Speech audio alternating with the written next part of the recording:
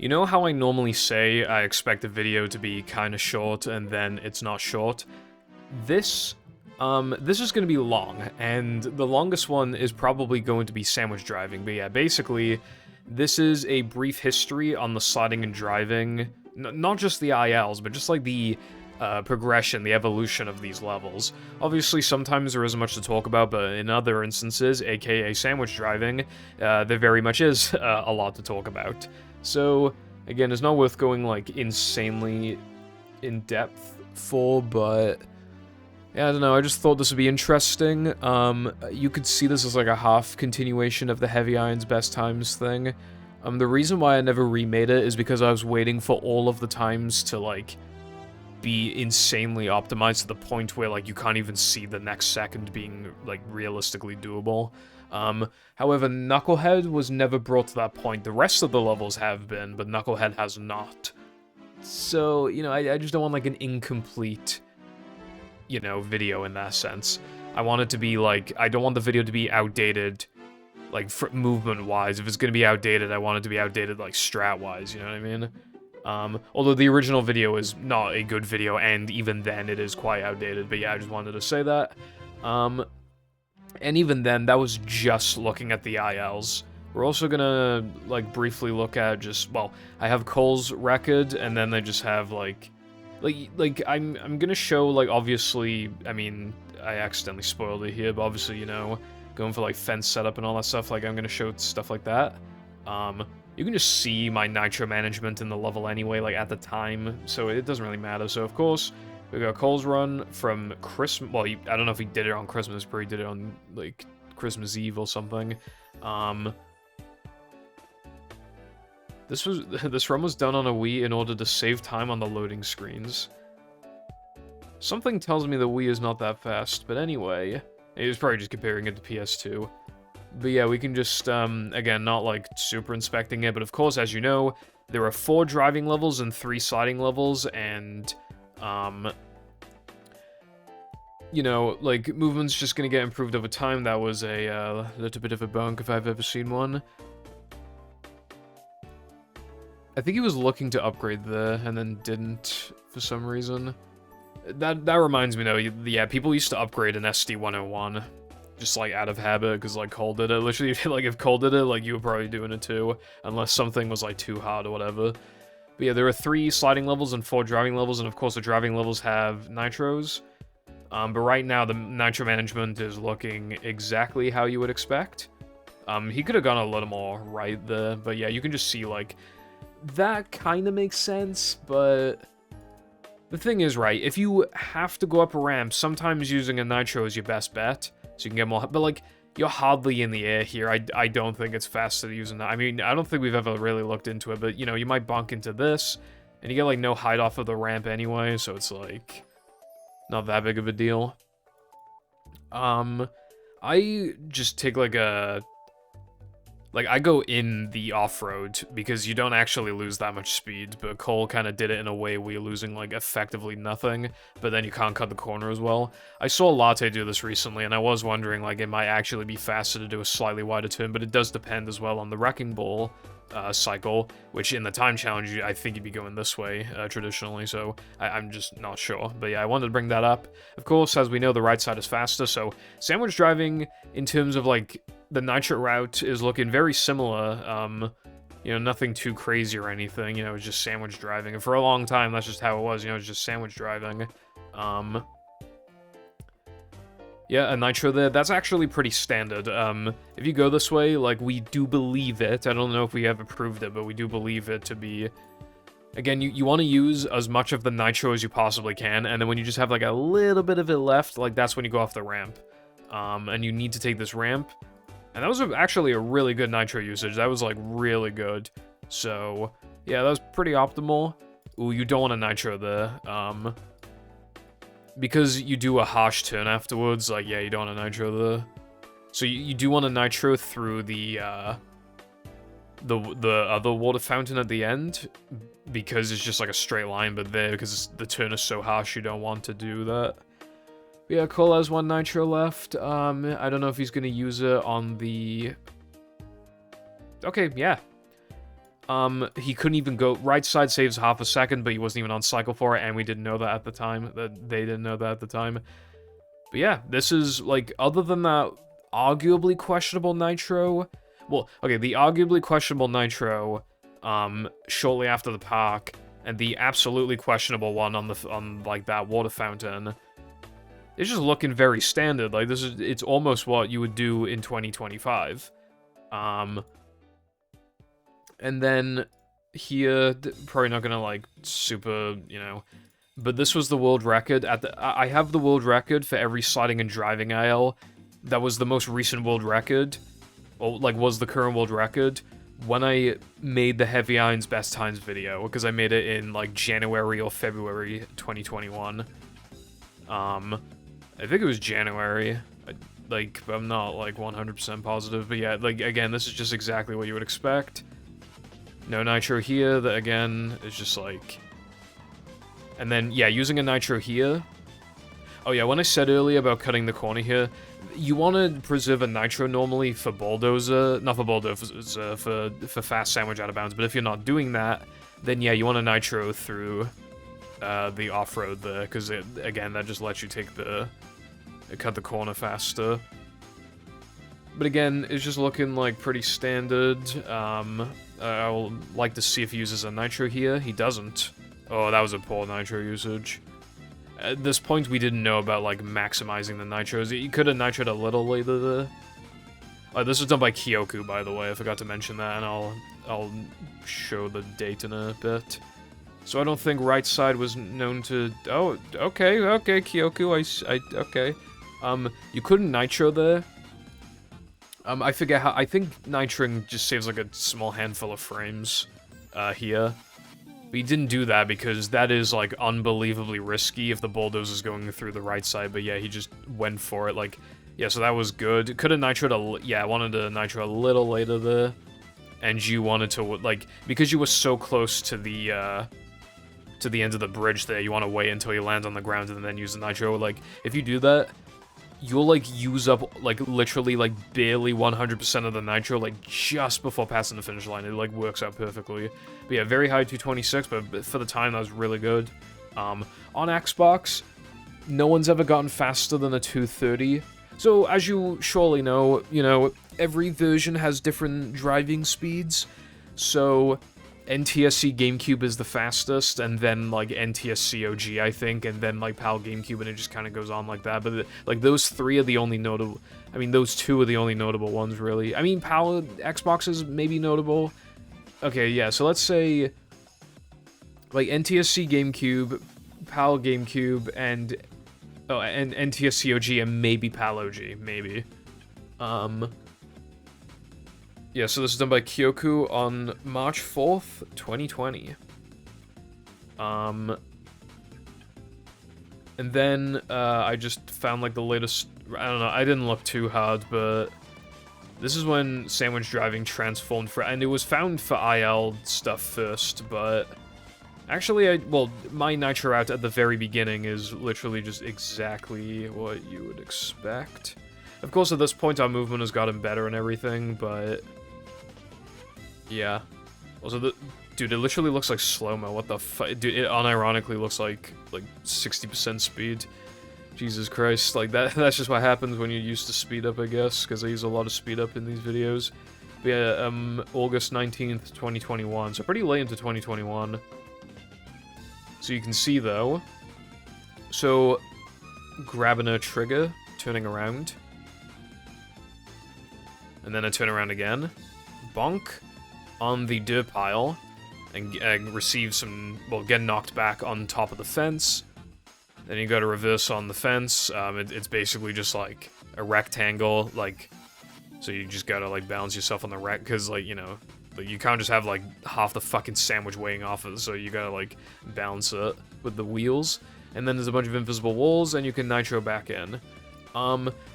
This fucked the game for a bit, like, genuinely, like, I think if this was still around today, it would just, like, ruin the game, because it is still really inconsistent. Like, it is very feel-based. But here's the thing, though, at the time, you know, compared to going around, you know, it saves like 11 seconds. It saves a lot. You know, you can't just ignore it at the top level, even the high level. Anyway, the trigger's like here-ish, like, you know, where I'm pointing, like it just sticks out from like here-ish. Although it is weirdly easy to miss. You gotta have like a lot of the sandwich go through it. Then you turn around. And again, like, you gotta have it, like, you don't want to take too long setting it up, so you gotta get, like, a decent angle and everything. And then, like, part way through getting hit, you wanna, taking knockback, you wanna, like, hold, reverse. And then you gotta balance yourself again. Here, there are some recovery things, but yeah. And you can even see here that I bumped into the invisible wall a bit, because there's an invisible wall here, and there's an invisible wall, like, behind me, and then there's an invisible wall, like, here. And you can even get pushed back in bounds, the wrong way. But yeah, that was actually, like, a really solid attempt at it, and you can see, well, it's hard to remember exactly what my gold was before I switched to fast, but I think it was, like, really low 240, oh wait, no, that was with a different strat. Okay, but that was really, really good for fence, like, that was excellent. So that was, the strat. Pause at a weird time here, and then well, I don't remember how long we were doing fence for, but yeah, so again, it was horrible. But yeah, then we found bulldozer. I don't remember who found fence. It might have been Toxic Pinhead. And again, some of it, I don't know who found bulldozer either. I think it was Vaz, but I could easily be wrong. But yeah, so here, you want to grab this like normal, right? Then you pass these like yellow lines, you turn around, give yourself some distance. Well, you want to line it up a little faster than that, a little slower than that.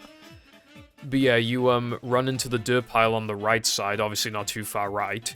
And you get a height boost, and then you just kind of hold, like, pretty far right. I mean, sometimes you can tell by your angle that you're gonna, because there's still invisible walls everywhere, but you're just going through, like, the middle section here. But you want to, generally, you can hold, like, pretty right, and you just go through the other side. And you would pretty much, like, unless your angle was abysmal, you could pretty easily get the nitro as well. Sometimes, like, with fence, sometimes you couldn't get the nitro afterwards. But yeah, compared to, like a perfect fence versus a perfect bulldozer, I think bulldozer saves an additional 1 to 1.5, but it is, like, objectively easier. The only way that it's not is that you need a nitro for it. So if you run out of nitros, I mean, imagine practicing this without the practice mod. Obviously, you can imagine it's a very slow process. Also, if you're on, like, NTSC GameCube, it is possible, but you get, like, no height. Although even with fence, that was a bit of an issue, but obviously it's a bigger issue here. But yeah, you only come here with, like, 2 nitros. And if you get a second try, it, like, breaks even with, like, not even doing the trick about, if I recall correctly. And then, but, you know, if you're doing, like, a low reset or whatever, or, like, you only just implement the bulldozer, like, if you miss the second one, I mean, that is tremendous time loss. Again, horrible for practicing, but it just runs, like, you're losing so much time. With fence, you could just do it over and over and over and over and over again. Also, I will say as well, like, obviously in some categories you do this 3 times, in a lot of categories you do it 2 times, and in the occasional category you do it once. So, yeah. I mean, there's even one category where you, obviously not counting, like, cheap percent, or, like, categories that don't do sliding and driving, but I'm talking about early powers, all extras. You don't even do out of bounds, but yeah. Obviously, this trick transformed early game so much. I mean, even, like, well, fence as well, obviously, but, like, this level was just, like, a basic bitch, easy tutorial level, almost impossible to reset in. And then No Cheese and Creek remained the same. I say Creek because obviously that's mainly the reset point in Depression, but yeah, like, that's the first 2 splits, you know, No Cheese isn't reset heavy, but Depression is, and obviously, you know, it takes 3 minutes to get here. Before, like, 99% chance that you were fine in sandwich driving, and then, obviously, you're generally fine in 3K until bounceless, but, like, this changed everything, dude. Like, so many resets.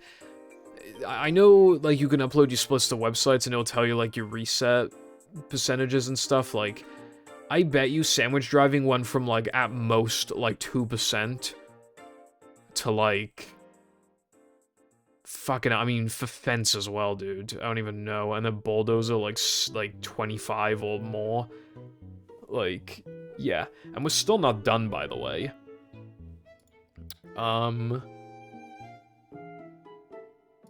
Well, now we gotta go over this one, which I think was, like, one of the first found, but... So this record is 206 by Vaz. So July 30th, 2023. So again, the beginning is just gonna be the same, except watch this. And this is IL exclusive, but yeah, watch.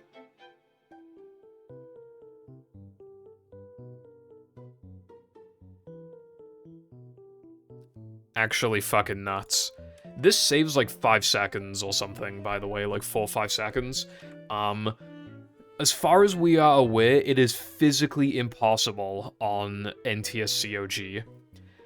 Also, as far as we know, we believe, well, not even believe, PAL OG should have even more height than PAL GameCube, because, you know, NTSC Xbox gets more height than NTSC GameCube, so it just makes sense. But, like, why would you still be playing on PAL Xbox, but, like, be good enough to do this trick? But yeah, yeah, PAL version is obviously slower than NTSC for driving level specifically. Nothing, you know, well, it has slower loads as well, but I'm talking, like, the sliding levels are unaffected. The platforming walking speed is unaffected, you know, stuff like that. Yeah, so the sandwich you could probably notice is like, quite noticeably slower. We don't know exactly, but it loses, like, probably, like, a second per minute of driving, maybe a little more than that. It's hard to say, but that's probably a decent estimate. But yeah, so you gotta line it up, obviously, and then, your nitro, bounce off here, and then you get, like, pretty much, like, just enough. You got, like, a very, very tiny amount of leniency. But yeah, then you make it across, and, like, even this turn is hard, because obviously you know, you probably know the controls with this thing are kind of weird, like, probably really, I mean, that was, like, a pseudo-bonk, like, but you can imagine, like, full-on bonks occurring there. But yeah, it's worth, like, taking that initial time loss, but that isn't the only reason. It is not the only reason. No nitro usage here, which is interesting. But now, watch this. I think this was, like, the first one found, from what I can recall, the first sandwich out of bounds.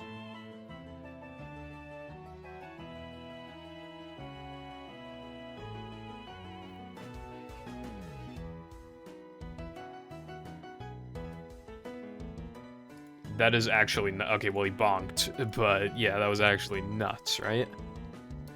So this is possible on NTSCOG. Again, I'm not 100% sure who found this. I think it was either Unbones or Toxic Pinhead.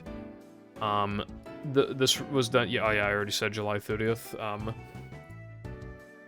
So there is a huge invisible wall here, and you can just barely make it over, but again, it is just barely feasible on NTSCOG. It has been done once, Unbones. I know for a fact that Unbones actually, like, got footage of that, so again, that's why I'm not sure who found it, because it was probably Unbones, but it might have been Toxic Pinhead. But I know Unbones got the footage for doing this on Xbox, at least, but he got such little height that he was still, like, he landed on top of the invisible wall, and at that point, like... Yeah, you know what I mean? But yeah, you just grab the checkpoint out of bounds, and then nitro on this dirt pile, and it is way worse than it looks. And you make it across. I mean, this is reason number one. There's an invisible wall here, right? But there are other things that can go wrong, too.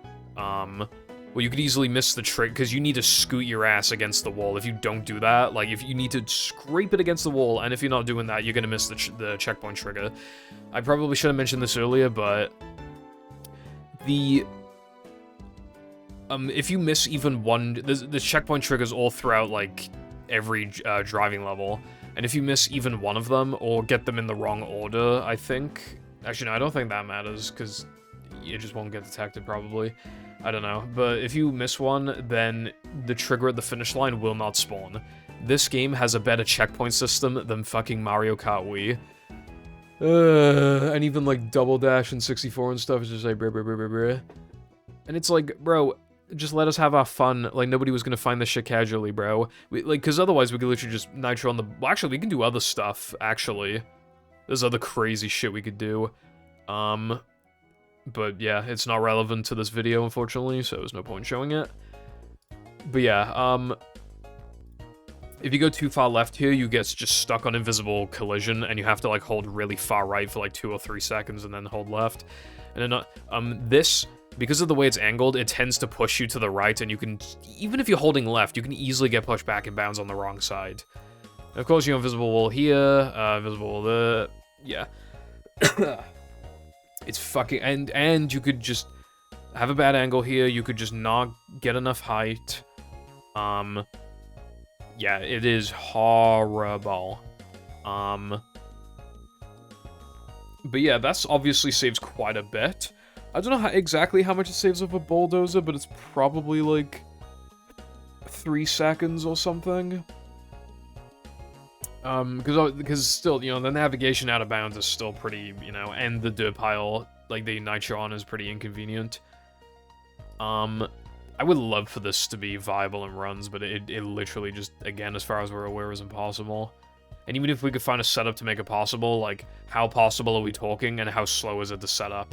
For all, you know, maybe it's like, oh, you could, like, bounce off here instead, and it's like, well, even, I mean, yeah, if that's consistent, then yeah, sure, but even then it would only save, like, 2 seconds or something.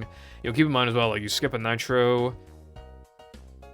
Well, you don't use a nitro either, so yeah, but yeah, anyway. Now we get to the modern version of this, so... Again, just nitro management is exactly what you would expect. I preserve a nitro here, though, you can see if you're watching. And this is fast sandwich out of bounds. There is technically an even faster version of this, but I don't think I have any PBs with it, and I just couldn't be asked to look at my golds and, like, export a VOD, so yeah, anyway, watch this. This is a slightly outdated version, that's fine. But just watch.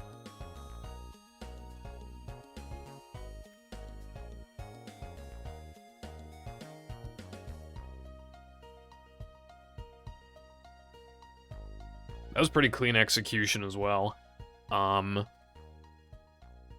So this is, fast sandwich out of bounds. What we are doing is, again, using that bulldozer, but then we land on a different part out of bounds, nitro across, grab it, you know, turn around, and nitro here. The reason why that saves time is because of all the time you waste just driving all the way around, grabbing the checkpoint, driving back, turning around. Like, yeah, you gotta use another nitro, and you gotta, like, still make it to the, like, the initial grabbing the checkpoint is obviously slower, but then because all you need to do then is use a nitro across, when doing bulldozer, you'd be, like, by the time you do that, you'd be, like, fucking here or some shit. Or, like, even further back, like, obviously, you know, it's pretty clear to see then why it saves time. This saves, like, 4 to 5 seconds, but it's really hard. It took me so long, dude. It took me thousands of attempts to get it, like, and then I thought I was consistent enough. I did a stream, and I just couldn't get past it, and I was just like, bruh. But, yeah, and again, a lot goes into it. Again, you got nitro at the right time, not too far left, not too far right. Then when you're, like, on the... Like, you want to, like, lose some of your speed, but not all of it, so that, like, you get enough speed to land, but then, like, you know, not too much so that you can still control it. Yeah, invisible walls everywhere, especially here. But if you take too long to set it up, like, the patty's just gonna keep getting, like, pushed to the right, so you want to, like, do this quickly. But again, you can't be too far right, you can't be too far left, blah, blah, blah. So you gotta, like, you know, and that was a little shaky, but I still made it. And again, you want to do the same, like, scooting your ass. And then... But this is the kind of angle that you have to use, is right-angled, even though if you're right-angled, you risk getting pushed back and bounce the wrong way. You can't go too far left, because there's an invisible wall, like, right here. And all the other stuff I said applies. It's fucking horrible, bro. Yeah, we can't grab that nitro anymore, but yeah. So, again, this saves, like, 5 seconds-ish over... And... Yeah, we're obviously by now we know about right side, but can't do it. But yeah, I think with bulldozer, I think I just barely missed like a 246 or something before I started doing this. And now my gold is like a 239.75, and you're like, oh, well, that sounds like more than 5 seconds. You know, my movement got better, you know, my loads are a teeny tiny bit faster. There is a slightly, like, I nitro, like, here, by the way, now. It gives you better control. Like, I think it loses, like, 0.1, but it's pretty worth it. But yeah, better execution, and there's something called ultimate sandwich out of bounds, right, where you go too far right, so you bounce off of it, bounce off of the bulldozer, and then you just land here. But because of the horrible angle you get, and just how inconsistent this is, I never intentionally go for it, it's always on accident. You barely make it with enough height, and then you gotta react quickly, like, that saves, like, over a second. So yeah.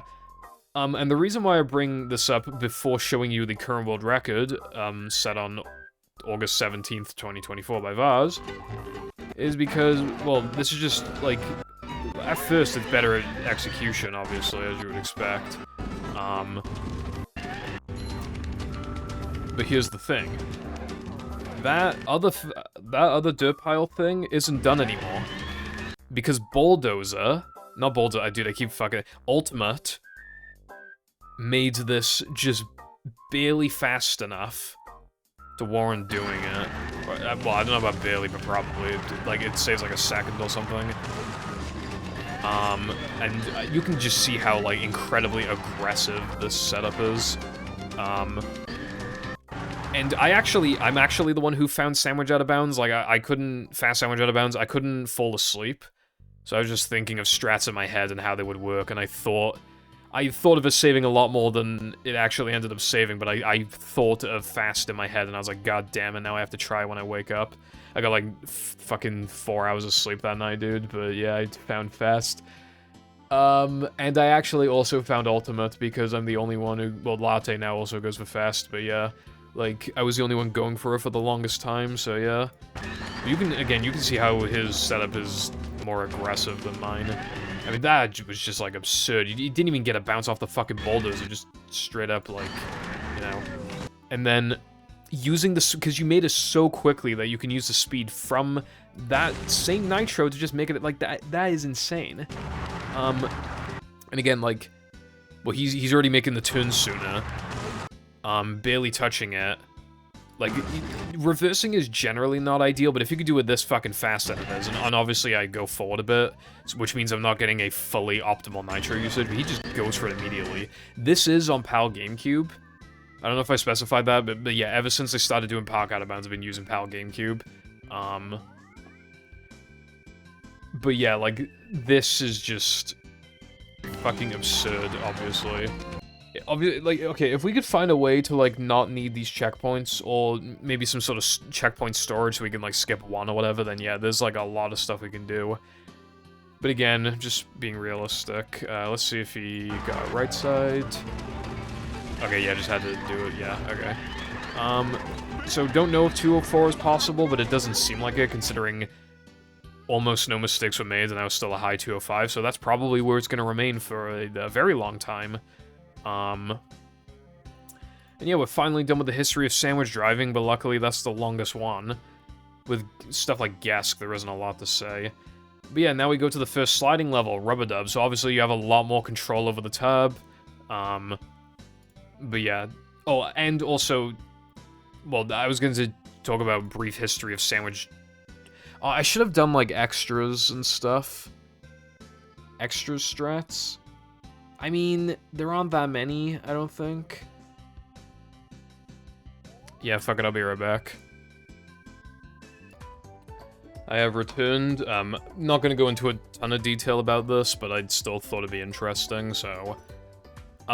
in Hundo, you normally were only able to do out of bounds twice instead of 3 times, because there is just an extra at the end of the tunnel, so, and obviously, you know, the skip skips that section, so it skips the extra. I think Latte found this, and then I think I found the setup. But yeah, like, this was, like, I would attempt it all the time, and I would just consistently miss it, like, all the goddamn time. and then I would dedicate myself to it, and then I got good enough at it, and I got a PB with it, so then if I missed it, then I had to, because, like, for, like, a 1 second time loss initially, or something, like, 1 to 2 second time loss, like, you get to do an entire out of bounds that you normally wouldn't get to do. And again, in its entirety, fast is saving, like, fucking hell, like, 16 to 17 seconds, so obviously, like, you want that time save, right? But again, it took a while to get good at this. I had to practice this a lot, and even then, there were just some days where it just still wasn't going my way. We gotta take, like, a pretty wide turn here. You got a nitro, like here-ish. Like, you can see it starts to slope downwards a lot from this point, but then, obviously, if you go too far up, like, just, like, I mean, this was a little left. I think a little further right would have been better, but yeah, you want, like a straight-ish angle to it, so you can bounce off that, and then you can collect it in midair. If you miss it, that's obviously at the world record level, that's essentially run over. So yeah, that allowed us to do another out of bounds, but obviously if you're not doing out of bounds, then you don't need to do that. I will say as well that there is an extra in the park, so even if we could do the park out of bounds in Hundo, you would do it 2 times and not 3, and there is no way to get around that. And in, like, all extras, you would only get to do it once, so yeah. I'll just keep this, like, open, I guess. There isn't really much to go over in, like, Rubber Dub. I mean, there's, like, a brief history with Rubber Dub, like, Rubber Dub's extras, but not, like, a big one. So... oh, yeah, SD102, that's fine. We don't need to, like, look at that.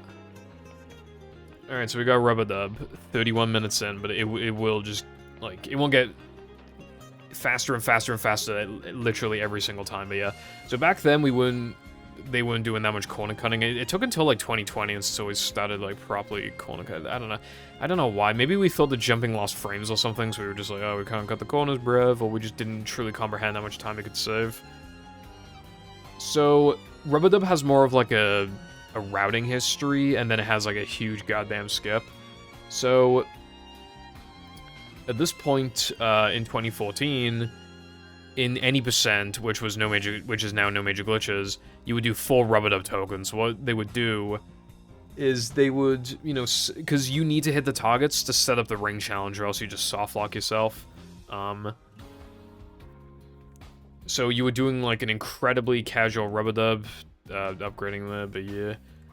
The only thing, really, that you were doing was, like, this jump. To this day, you would still do it if you're not doing Rubber Dub skip. Which in some categories, like, you still need to go this way anyway. But yeah. Just incredibly basic, like, exactly what you would expect, essentially, other than that jump. Just, like, nothing to comment on. And then, obviously, after Dennis 2, you would just keep doing it. Cole came back to the game for, like, a week or 2 back in 2016, and he found a route that just has 2 Rubber Dub tokens instead of 4, and you would replace Ring of Macho with Essidia guitar and Depression Combat late game. So, and late game needs to be specified because, you know, upgraded ball. So, yeah, and that saved a lot. Like, I'm told, like, especially at the time, probably like 45 seconds or something. But yeah, it saved a lot, and people also realized, like, oh, when I was about to say something that's, well, I mean, it's for, like, Hundo and stuff. Even if you do need to hit these targets, like, you can literally just hit them in time, which makes more sense, because if you're not hitting these targets, then you're doing dumb jump, and if you're doing all Rubber Dub skip, and obviously, like, that's harder than not doing it, so you want to prioritize this, you want to do those in Rubber Dub 1 anyway. That was kind of a realization after the fact, but yeah, so what it turned into was basically just, like, again, like, you would just, well, both Rubber Dub 1 and 2 just became basically the exact same as each other. I think you would still do Rubber Dub 2 after Dennis 2, probably. I don't remember if, maybe we weren't doing it by then, but I don't see why we wouldn't have been. But yeah, you would just do dumb jump twice, I should probably get a thingy for that, because actually, no, I don't need to, because I can just show you this 204 by Latte. Cole found Dumb Jump, by the way, on October 20th, 2020. So, again, just what you would expect, just, like, better corner cutting and stuff. But, like, yeah, like, Dumb Jump was already found back in, like, 2013, but yeah.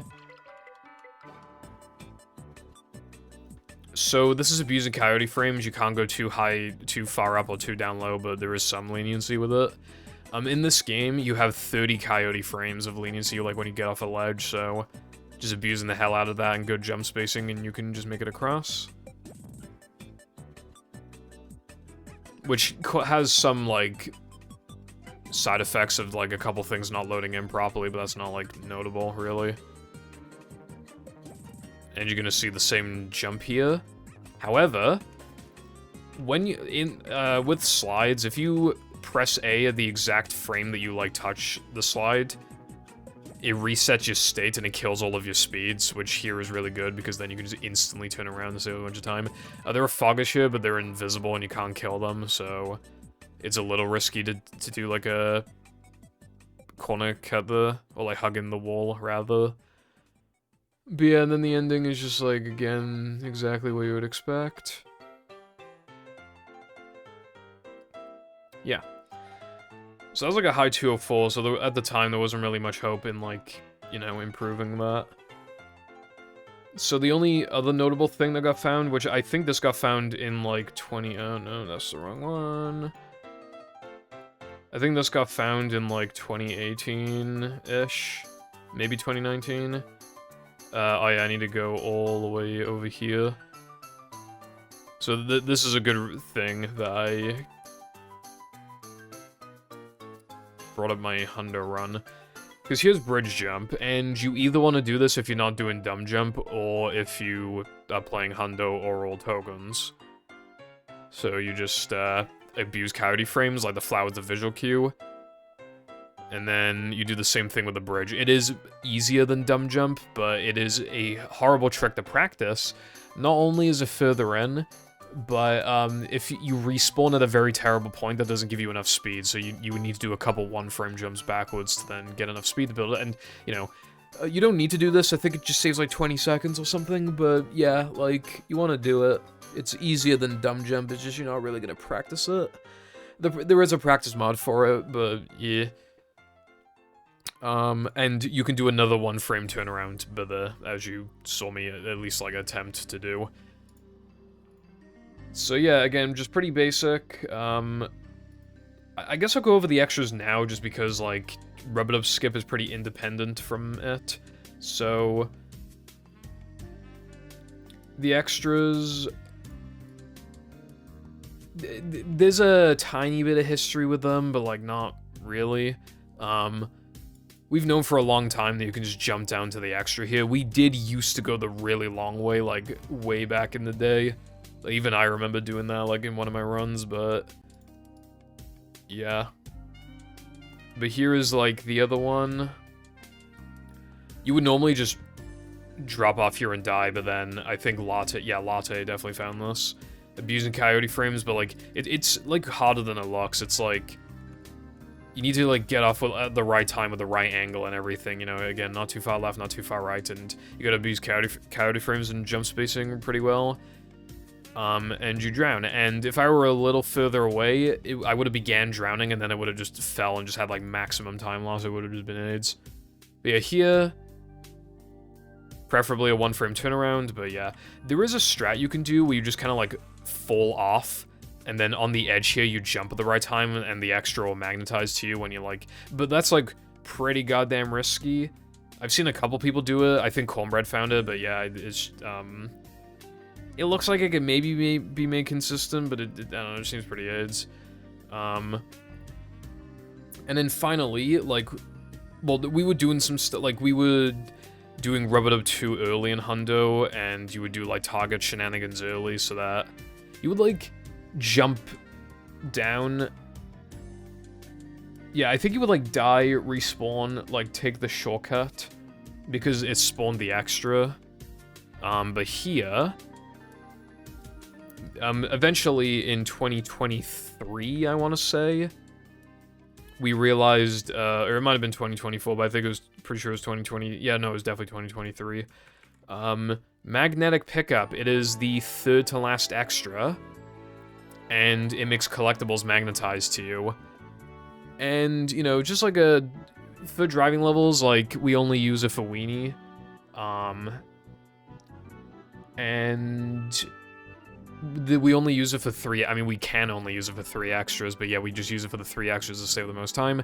This one saves the second most amount of time, and it's free as fuck. I've literally never missed it, right? You just double jump, and then you just get the fucking extra. So you need to do Rub-a-Dub 2 in late game, in Hundo. Which then caused token problems, so you can't do BBBH4's late game anymore. Even though you don't really want to do that anyway these days, but yeah, like, it barely works out. But yeah, now we have... This isn't the best showcase of the trick, but I guess I can show it. So this is Rub-a-Dub skip.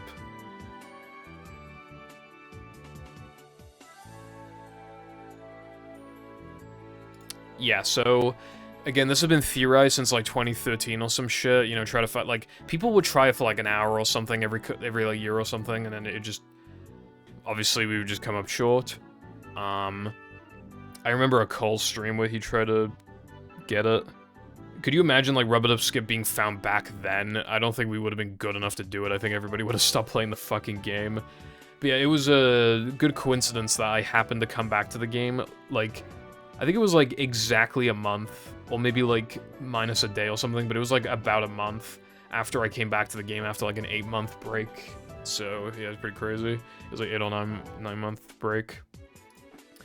I'm gonna show Rub-a-Dub skip, like, it'll be easier if I not only show my setup, but also show it from Rub-a-Dub 1, and then we can go into a bit more detail. Well, I can just show this, and then I can go into more detail.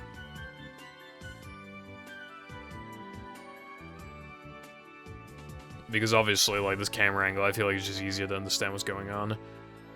So it is different in time compared to main task, because, in the main task, you spawn in midair, so you can jump back. Ideally, you jump all the way back, but...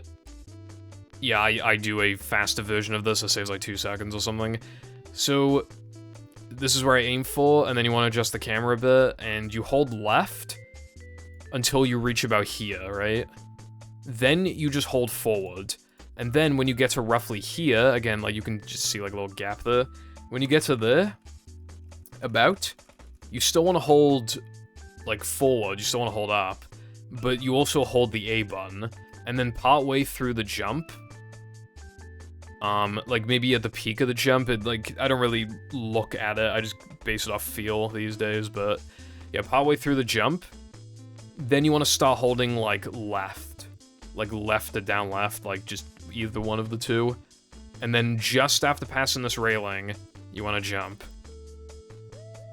And this is, again, this is just harder than it looks easy as fuck, but it's really not.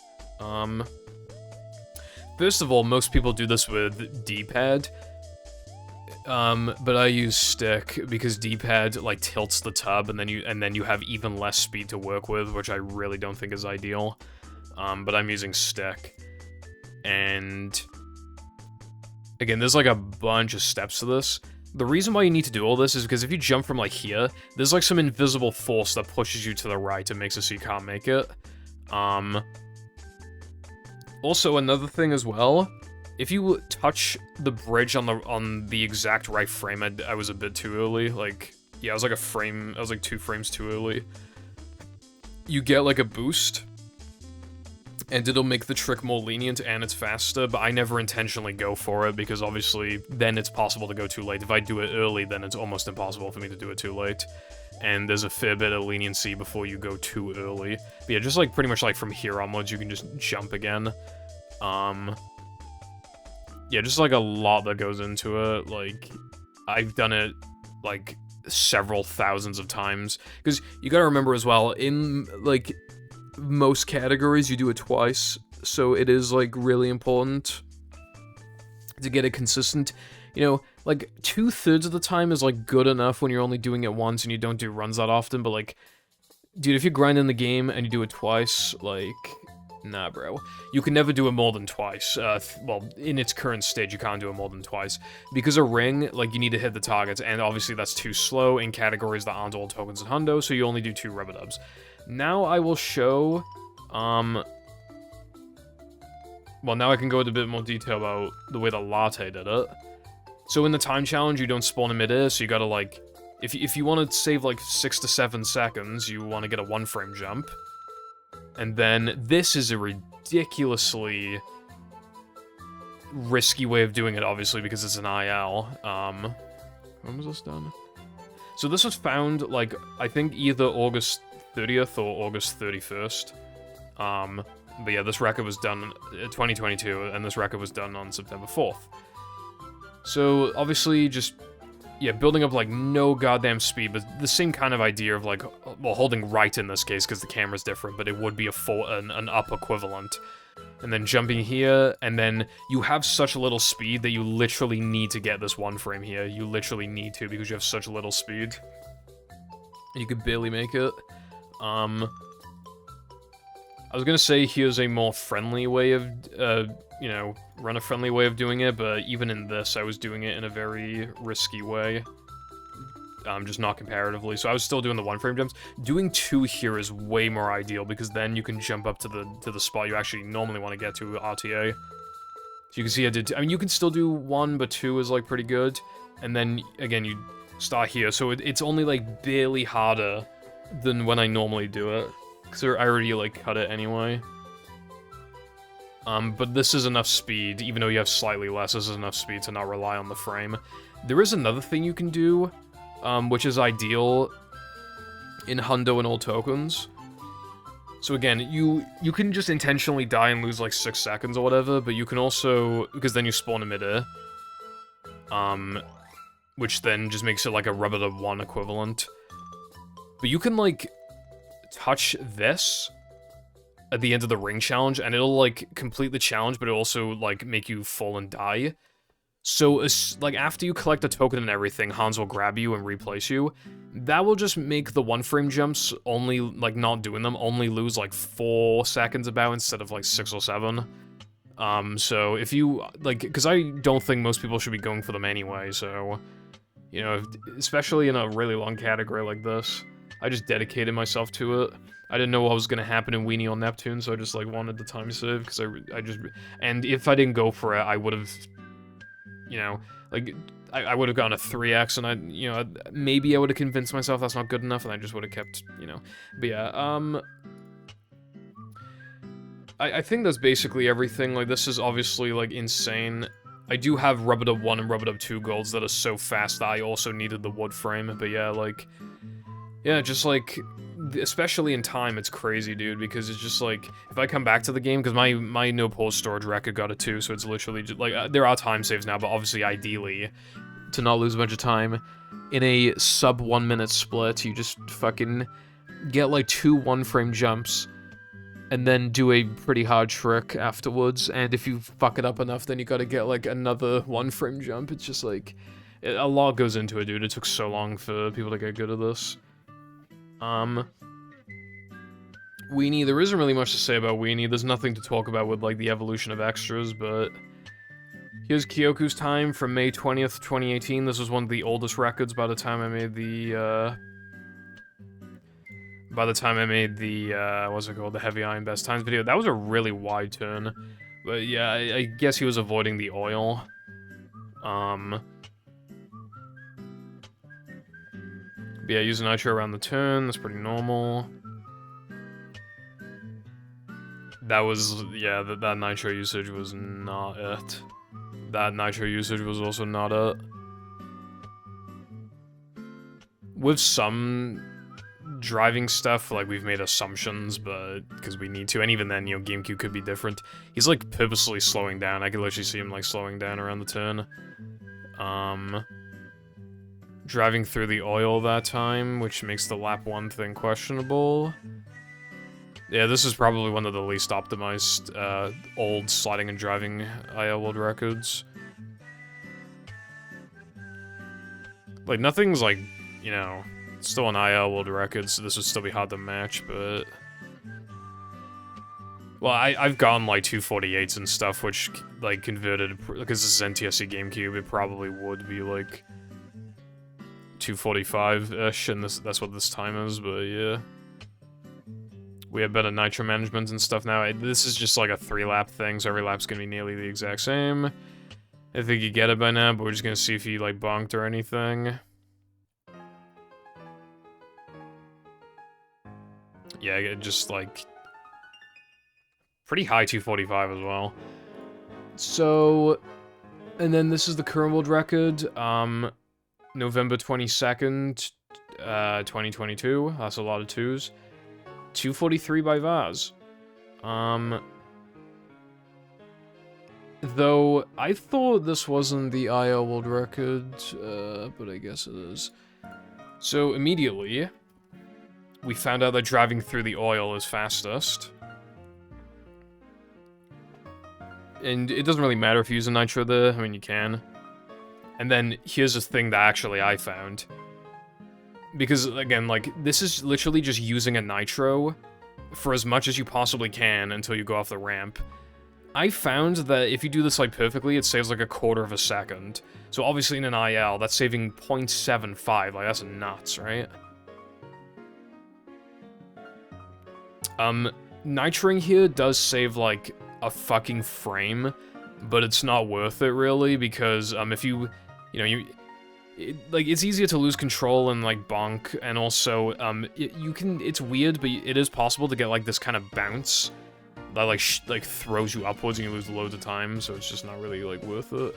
Even then, like, that one frame, like, that could just be within margin of error, like, it might even just save nothing, and I just happened to do, like, a bad comparison, I don't know. I mean, it could even save more. That was a really wide turn. I mean, a really sharp turn.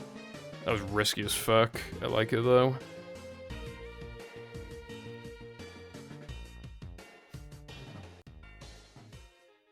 He also slowed down. Maybe that's worth on GameCube, I don't know. Obviously, you know, I'm just part of the OG NTSC gang, so... But yeah, going through the oil again. We're pretty much just looking at this again to see if any mistakes were made. But so far, it's looking like... not to be the case. In Weenie, you kind of, like, at a certain point, like, from, like, lap 2 onwards, or even, like, most of the way through lap 1, you literally have more nitros than you know what to do with, so... sometimes it's better to use nitros, like, after, like, tight corners, like, so you just get back all your speed. It kind of depends. It's, like, again, kind of weird, and we have to make some assumptions, but, yeah.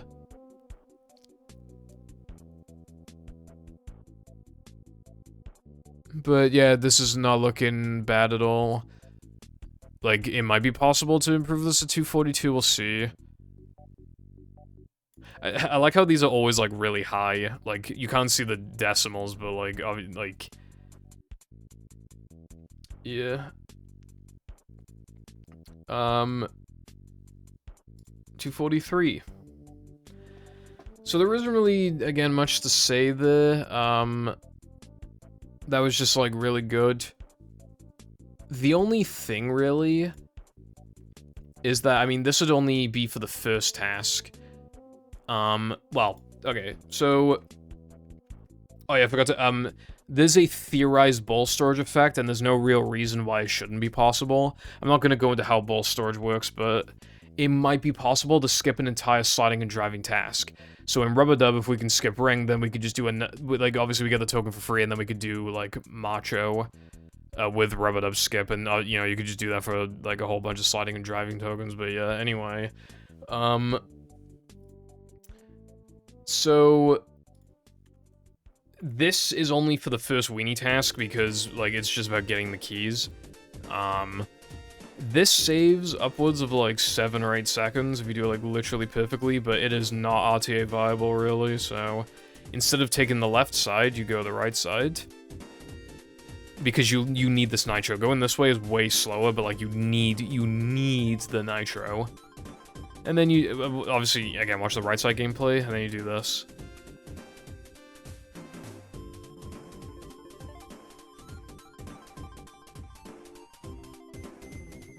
and it doesn't end there, but it is an atrocity, but again, we keep going, you navigate out of bounds for a while.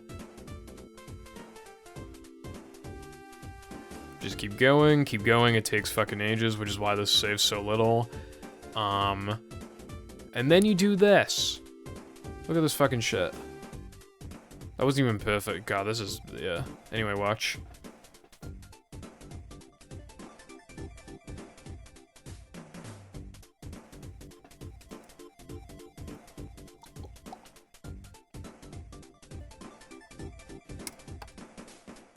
And we're still technically not done, because now you gotta get the remainder of the keys. So then you go this way.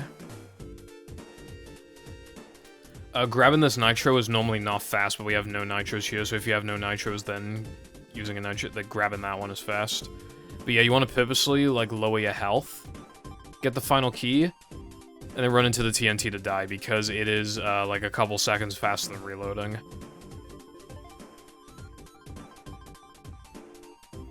So that, it showed 6 seconds there, but that comparison was not perfect. Because I feel like my movement to the boat, or even like the beginning of the boat, could have been a bit faster, and there's also a clip of me getting bonked off of this, and then landing on this, and then landing out of bounds. Which is like, at least a second faster than what I did here, even though this is a very good attempt. Again, it's just like, I'm probably gonna go on an incredibly long tangent about how this is the worst trick in the world, but it really is, dude. I've gone in one run, and it was a dead frogfish run that didn't PB. And even then, I only gold about like 2 seconds. Maybe 3, but yeah, I mean, look at this, dude. Look at this nitro point. Like, this is obviously absurd, right?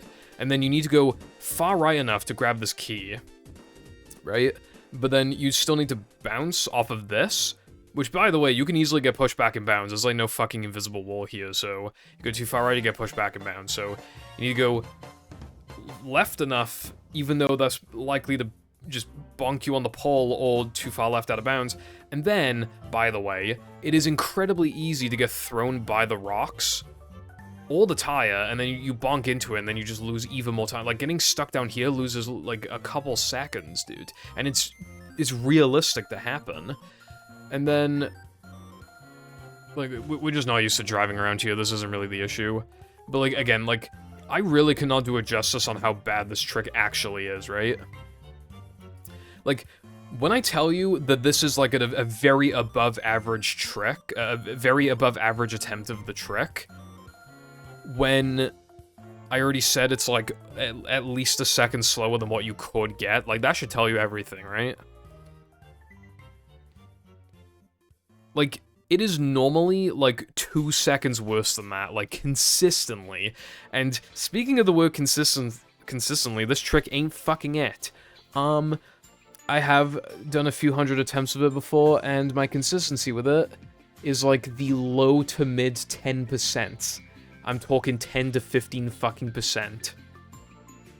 And maybe if I grinded it literally every day for the past few years, then maybe we'd be talking, like, you know, 30% consistency. Is that fucking worth it? God, no. I'd much rather just do, like, any other trick that's, like, kind of maybe RTA viable.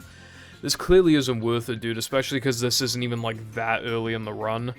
And by the way, in Hundo, you can't even, like, reasonably go for... I mean, it saves less time in Hundo, and it saves less time in old tokens and no major glitches, because, well, you do your backtracking in Weenie, but then you need to load from Weenie if you do in BBBH backwards, but then obviously then you have to reload instead of dying, and then that loses time. In Hundo, you need the extras, and if you don't get the extras, that can be fine, but then you don't get to use mag, so you're losing a couple seconds from that, like, at least a second. Yeah, fucking the worst. Also, it is so easy to just accidentally not grab the key. Again, like, words really can't do it justice on how fucking horrible this fucking trick is. And it's not even all of it. We're not even done. This is called boat bounce, right? And while it is comparatively way easier, it is still horrible. I'd say I get this, like, 40 to 50% of the time, and you might be thinking, oh, that's not that bad. Well, first of all, it is when, obviously, it's paired with the first trick, you know? Even if you want to say 50% of the time, that means I get, like, the trick in its entirety a total of, like, again, at most 15%, and then at most 50%. So even in the literal best case scenario, that is a combined total of 7.5%. If we're talking more realistically, then it's probably like fucking 5%. So like every like 1 in 20 times you'll actually get this both. Every 1 in 20 weenies. And even then you'll barely save time with it. You're not saving 6 to 7, you're saving like 2.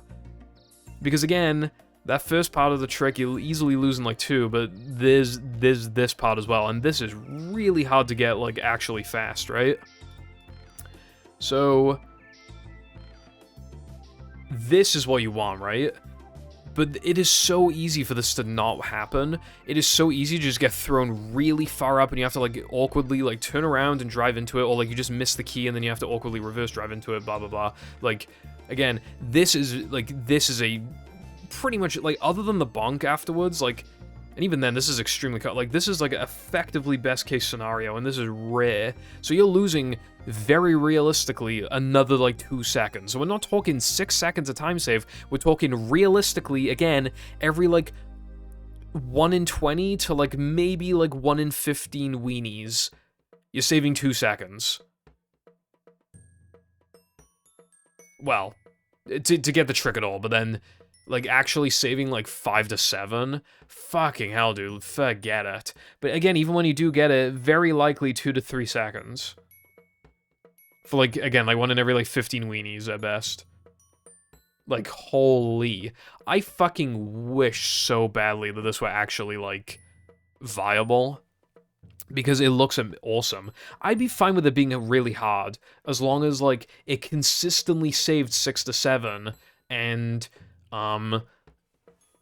it actually, like, could be made consistent. Like, you grind it for, like, a couple weeks, like, every day, because I've done that with a bunch of tricks, and then it's, like, 80% consistent. I could happily live with that, man. I really could. It would suck, like, to do that after, you know, fucking fast corkscrew, you know, fast sandwich out of bounds, like, in SD102, and then, you know, rub it up, skip with the 1 frames and everything. You know, but at the moment, like, the worst part of no pause storage probably is, like... It probably is, like, Weenie to, like, early Now That We're Men. And, like, to have this in it, too, like, that could, you know, it's probably the easiest part of the run as well. Relative to, like, how long that duration is. Even though some stuff can still go wrong, obviously. I mean, it's speedrunning, of course, but... Yeah. I wish, dude, but, like, dude, Weenie is just fucking invisible wall heaven. And by heaven, I mean hell. Like, and again, we need the checkpoints. Even if we didn't, then you would still do the first part of the trick that's, you know, horrible. I mean, we wouldn't need the key, so it'd make it slightly more consistent, but yeah. Then we could just drive into the finish line, but yeah, we just can't fucking do that. I can't imagine there will ever be a better version of this. I mean, maybe, like, a setup that makes it more consistent, but, like, I'm talking, like, I can't imagine a different approach to this level unless we can get some kind of, like, pseudo-VMS thing going on.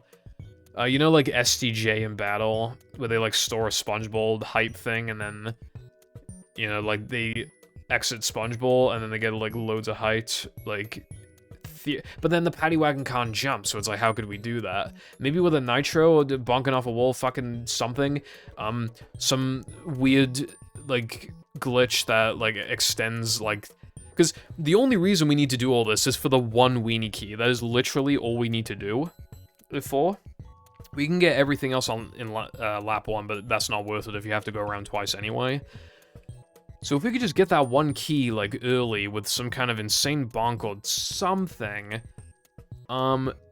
then that would just be insane time. Because again, like, we have to do all that drive back, and we have to kill ourselves and stuff, and it's still, like, fat. Like, it's crazy. I will say, as well, we did theorize, where is it? I think it's lap, nope.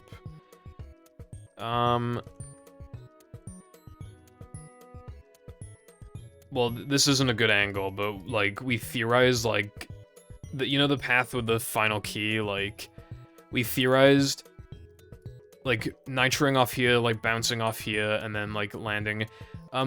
We never tested it on 360. I mean, I'm sure it'd give you the height, but I don't think it'd give you the distance due to the lack of speed. But, like, Zap, the person, I forgot to, yeah, again, mention names, sorry. I believe Kyoku found bridge jump in Rubber-Dub, and then, Zep found Rubber-Dub skip. And then, like, Orion and Sky, like, improved the setup.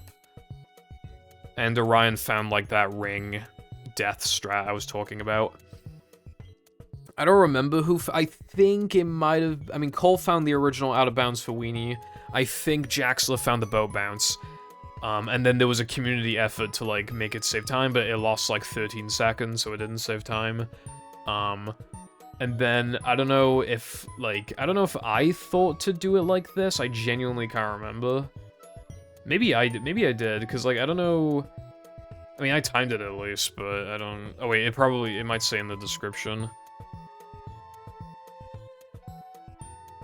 Okay, and then the fast death was by Carden.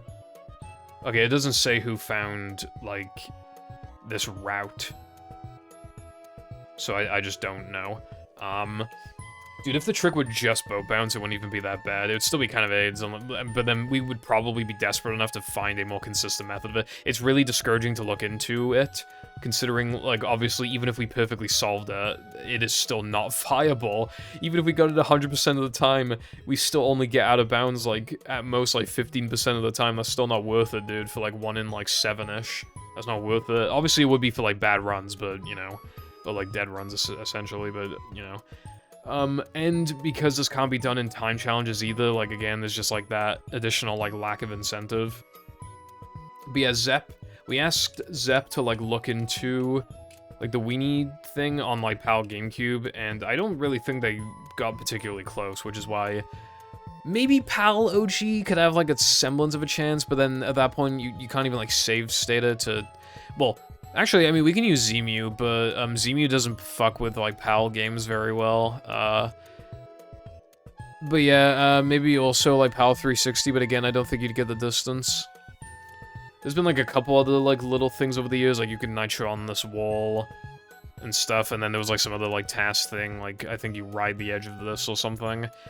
But all in all, like, I don't realistically see this getting any better or being done in runs in the next few years, other than, again, maybe Frogfish, because obviously if the run's dead anyway, if it's like +1 or 2 on world record or PB going into Weenie, then it's, and you know how to do fast, and it's like, okay, well, there's no reason not to, but you know what I mean. And now Rock Slide, yeah.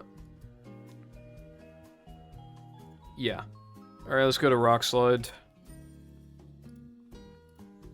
So Rock Slide, at first, pretty basic, but then a bunch of stuff got found.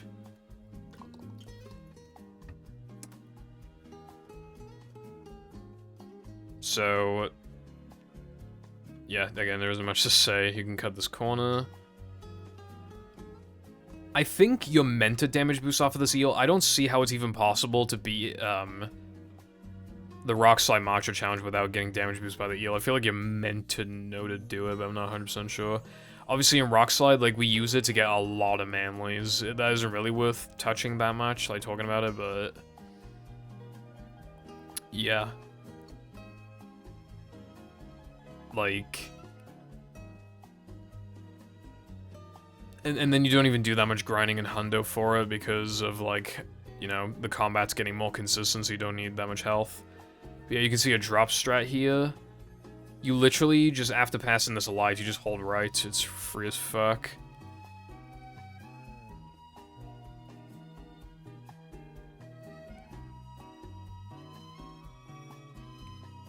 And then here's another trick coming up. It's even casually, like, you can do this, because, like, it's just free, and it's faster than going the normal way.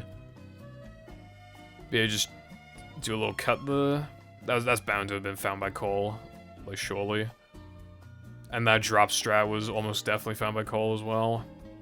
Like, the one after the light.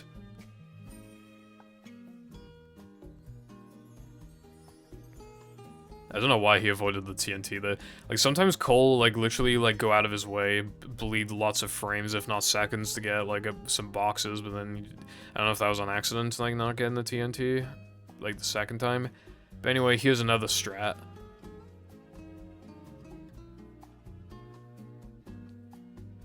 So this is maybe the most notable thing. Oh, and Cole went the left side here, but it saves a second to go the right side.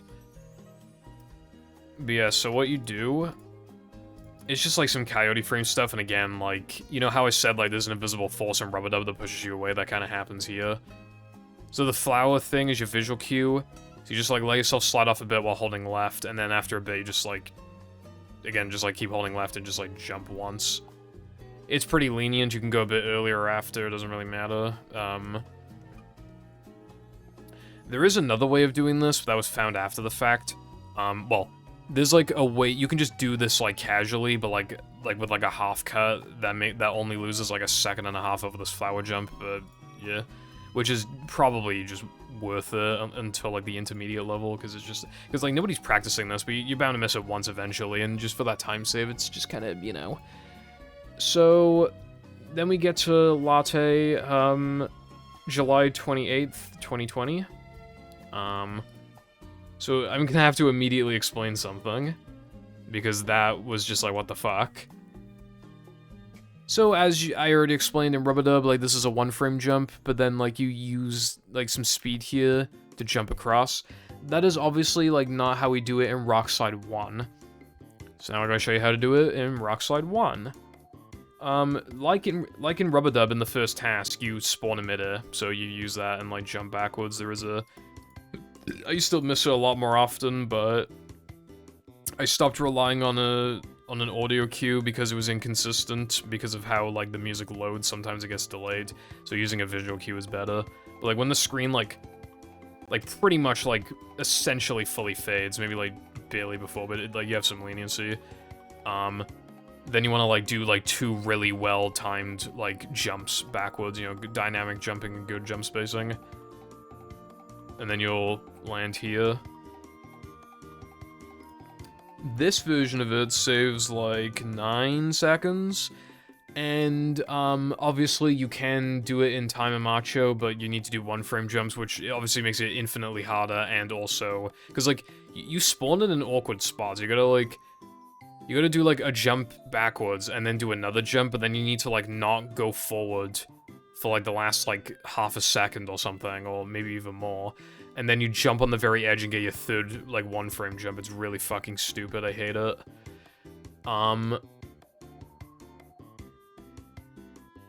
Yeah, it's terrible. And it saves less, so it doesn't get done. Obviously, like, when I was a bozo, and I was like, oh my god, Hundo's so optimized, like, way back when the record was, like, a 231, I was considering doing it, like, forcing myself to do it.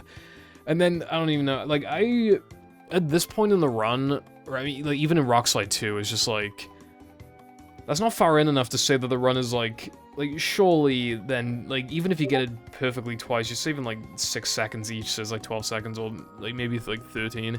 Is that really enough to, like, revive the run? I mean, it could be, but then it's, like, I don't know, bro. Like, yeah, I just don't even attempt it anymore in the time challenges, but... Yeah, so this was originally, like, in its absolute infancy, found by Baz back in, like, 2016, I think. And then Sky found the faster version of it where you jump backwards in April 2020. That's part of the reason why it's called Skydive, but it's also like, what the fuck else are we gonna call it? So, I'll just call it fucking Rock Slide Skip, or like first section skip. You dive practically from the sky because of how high up it is. Like, again, what else are we gonna call it? Like, you know. But anyway, then you have to avoid there's Hans triggers to the right of you. So you gotta, like, they're, like, right next to you here. When I learned this, I just never, like, because, you know, I would try to cut the corner a couple times and I just get fucked, so I just did it wide. I realized recently just how wide I was going and how unnecessary it was, because, like, I was going, like, here, and it's not necessary. Like, I'm probably losing, like, probably, like, half a second or more. But yeah, you go all the way up to here, like, your visual cue is, like, this dark spot, and then you just drop down. And this drop is, dude, Like, you wouldn't think just by eyeballing it that it saves time, but it does. And yeah, you drop down build up speed. And then you do a faster version of the drop. Wait, what? This still has the fucking slow drop? Oh, wait, no, this is the old record. Yeah, okay, never mind. I was mixing it up, bruv. And then here, this got found in 2018. I don't know who found it, though. I think it was 2018.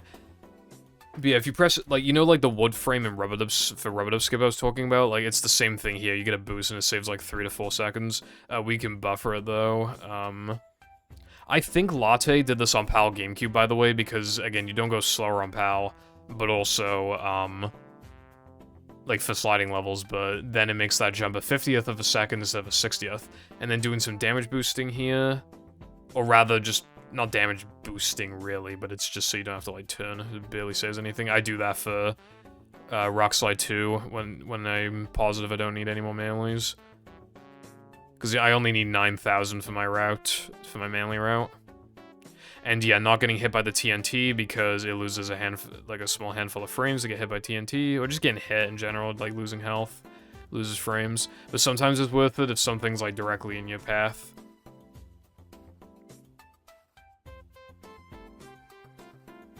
And then I think this should just be, yeah.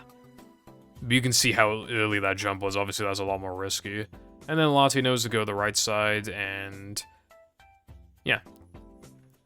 So, a few things got found since then.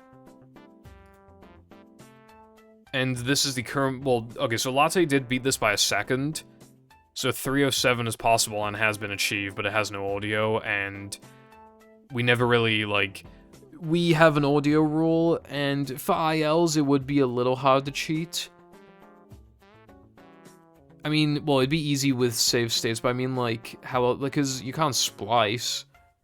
Unless you did, like, a buffer thing. But, like, yeah. But then you probably wouldn't want to do that because you want to just load a state to do attempts as fast as possible, and so that, you know, because then the American players can play on PAL GameCube, so they make the one-frame jumps a bit easier. But yeah.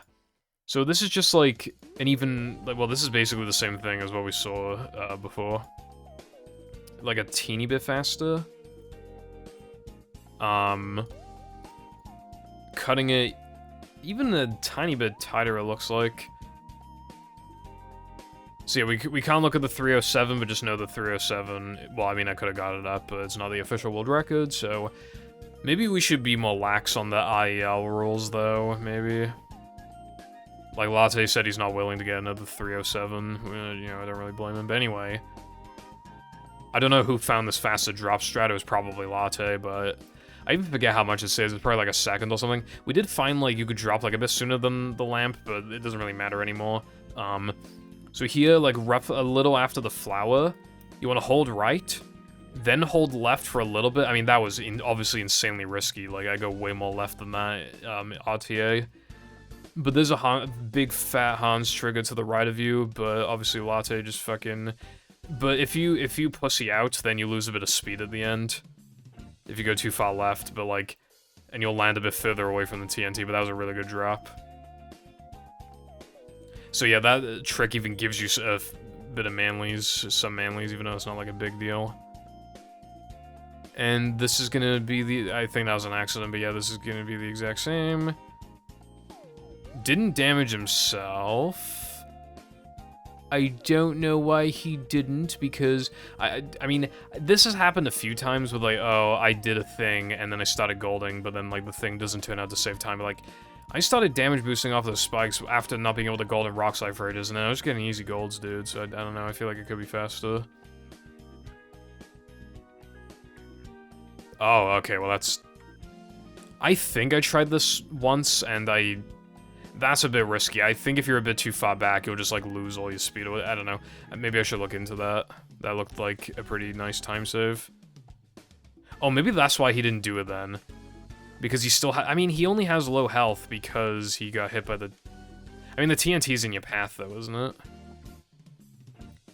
Yeah, it's probably not good to avoid it. Wait, but then you get 3... Wait, so... Oh, yeah, but... Yeah, okay. I think it is faster to get damaged by the spike shield, but Latte literally just didn't have the health for it. But yeah, again, this is just like totally just normal. But then, final thing, this got found by an anonymous band player, so no credit for them, but it is the same thing, you know that super jump, it was called a super jump, that one frame jump from earlier? Well, here it is again. And this one saves like 5, so it saves even more, and it loses more time for missing it. Because if you miss it, then you have to like go around, drop down, build up speed. We buffer this, but you have to be a bit careful because if you generate lag here, there's a high chance that you'll phase through and die because it's a very thin layer, so you want to like do it here. So you only purposely bad jump spacing. But you also, with these super jumps, you get like a very terrible visual cue, obviously, because it's fucking dark, it's a slope, and obviously, like look at this, dude, you're not even dealing with like fear or anything, it's just fucking circle. And then at the end, well, another damage boost for good measure, and yeah, I believe the trigger is like very slightly slanted to the right side, so I think it saves like a couple frames to go right side. But yeah, that's basically it. Don't think anything else got found. I mean, I guess there has been a small evolution of, like, the extra strats. A little bit. Again, it's not worth going into, like, great detail with, but... Oh, wait. I do it in... Like, with extras, if you can get them later without losing any time, it is ideal, too, because obviously grabbing extras means time loss. Well, like, as in, like...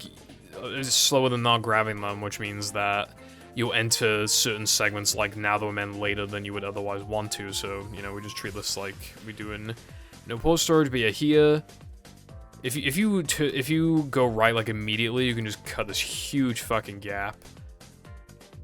And then we used to go up this way afterwards, but then we realized, like, going this way is, like, clearly faster.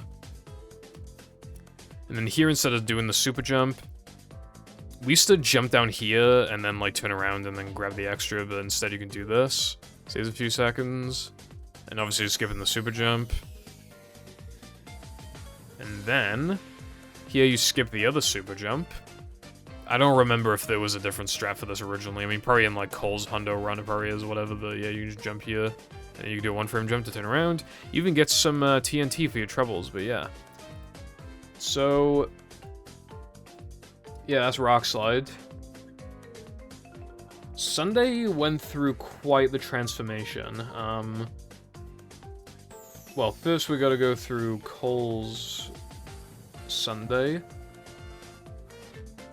Because, like, he did do Fast Goo, but it was a very early version of it. It is kind of like... well, yeah, he used to grab that nitro.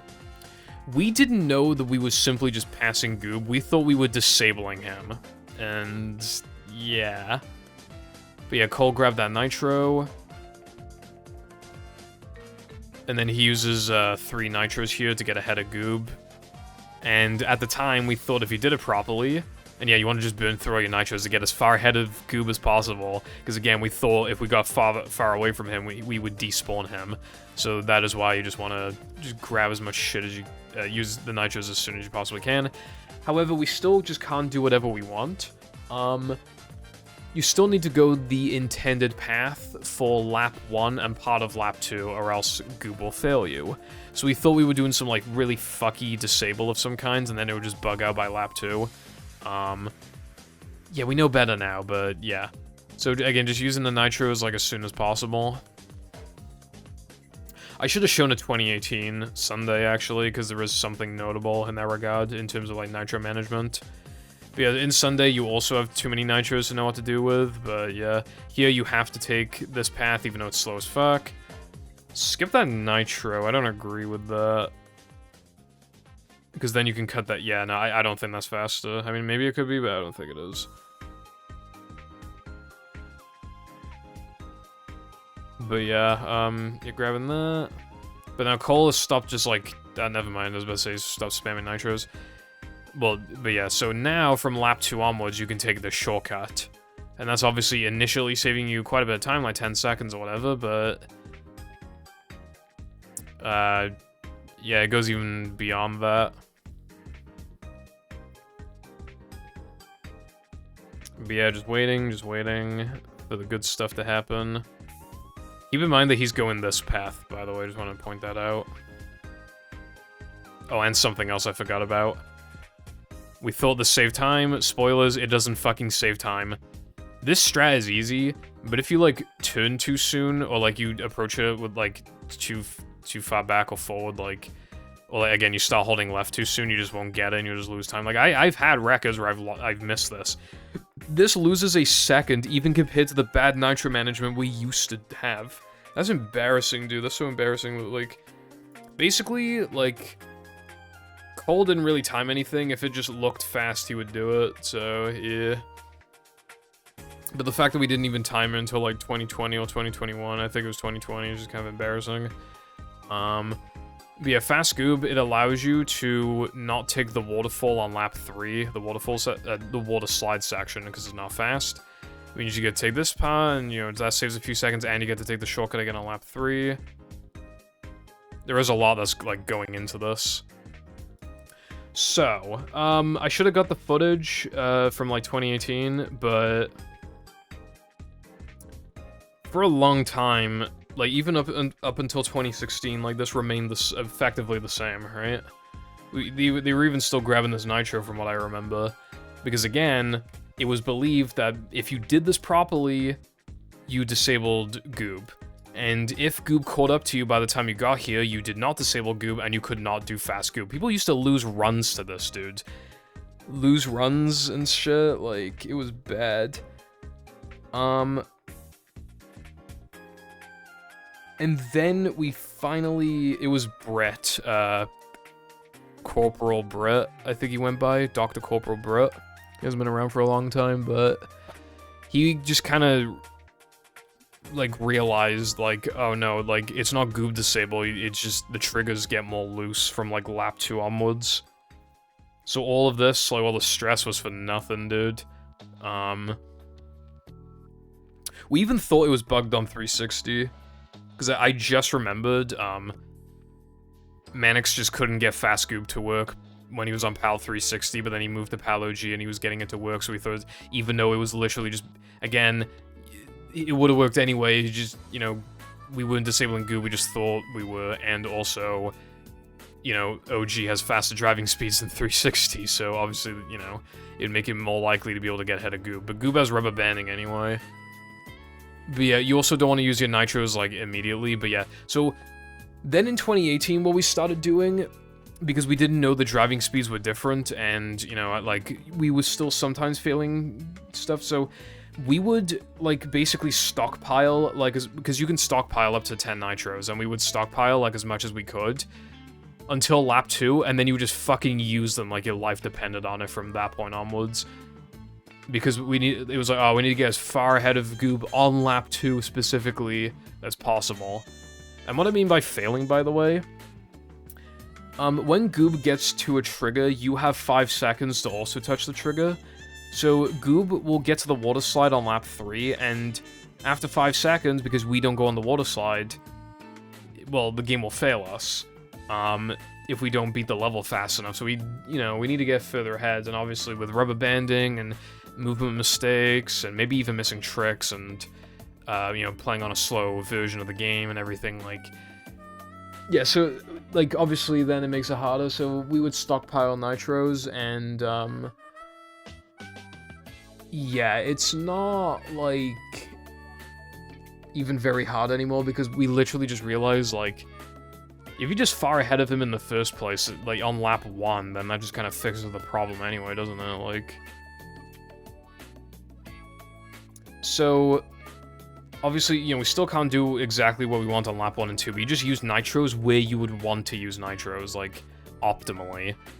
And it's hard to show that, like... I mean, I can just show my Sunday, because I want to show it anyway before doing the, showing the ILs. Oh yeah, and also, after Cole dipped, and, we stopped Like, you saw, I was going, Cole was going this way. That is fast on lap 2 and 3, and Cole was doing that. Like, that was just, like, lost to time. And then we finally realized, like, it saves, like, over a second. But yeah, I stopped getting that nitro. I mean, we stopped doing that in, like, 2016 on 17 or something, but then you want to use 2 nitros across here. And you can see I'm already ahead of Goob anyway, but it doesn't matter regardless, just rubber banding stuff. But yeah, you can see I'm actually, like, I'm not completely stockpiling nitros, nor am I just spamming them. Like, we're actually just being smart. It's just about the total distance you want to be ahead of him in the first place. So yeah, Goob caught up, rubber banding, and you can see I'm not using a nitro here because that's optimal to not use a nitro here. And I'm using a nitro as much as I can until I get to the ramp. Nitro here, you want to purposely take damage here because it gives you better lines for lap 2 and 3, so it saves time overall despite the initial time loss. Well, you're also doing it for lap 1 as well, but yeah. And then here you can see the nitros I'm using, again, grabbing that one. Yeah, taking this, it's slightly faster. Yeah, you can see, like, I don't care about, like, how far ahead Goofy Goober is, like, I really just, like, don't care. And then we can do Fast Goob. Well, that was known anyway, but yeah, you can, if you forget to do it on lap 2, you could theoretically do it on lap 3, but it's like, he'll be so much closer to the water slide by then that it's like, you are risking it, dude. But maybe you could, I mean, if you did certain tricks, then you definitely would at least have a chance. But yeah, now's the point where I gotta, because I can't show it entirely because you're about to see a skip that did not exist in July 29th, 2020, when Shadow got this time. Oh wait, no, there is a trick here. It got found in like 2018 or some shit by Kyoku. It's really hard. So this gameplay, yeah, it's very hard to see. So I'm probably gonna use my gameplay.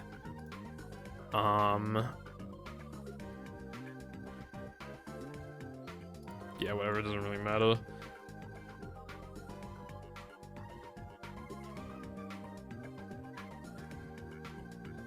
This is a lot harder than it looks. So my visual cue is like a little after passing this pole, I nitro, and then you obviously don't want to do like a hard left, but you go like further left, like the further off the ramp you are. And then you want to bounce off the right part of this rock, obviously not too far left or right, but I'm doing it like I bounce around here, which is like the rough peak, because there is an invisible wall here, it's just not that tall. But yeah, you still need enough height to get across, and like, I had a good amount of leniency there, and this wasn't perfect or anything, I could have done that like at least like half a second faster, but... Yeah, so, for Sunday 1, you can only do it on lap 3, and again, it saves like 4 to 4.5 seconds or whatever. It's like 4 seconds. In the ILs, you can do it for every single lap, and the funny thing about that, on lap 1, it actually saves more. And the reason why? I mean, and that might sound weird if you know about this. This is in the way on specifically only lap 1. So then you have to go take the off-road and lose time. But the reason why it saves an extra half a second on lap 1 is because of the lack of nitros we have. You can't normally skip this ramp. You need to preserve the nitro. But because of that, like, you know, because you would be doing slower nitroing stuff, like it is faster to, you know. But yeah, obviously by this point we stopped doing the fence setup, but... the fence strat. But yeah, this is hard, and on NTSC GameCube, it is fucking absurd. Fun fact, on PAL 360, you get so much height that you don't even have to go on the, you don't have to touch the rock. Also, if you touch this in the wrong way, you can just literally get soft-locked and have to reload the level, and it's happened to me, like, countless times.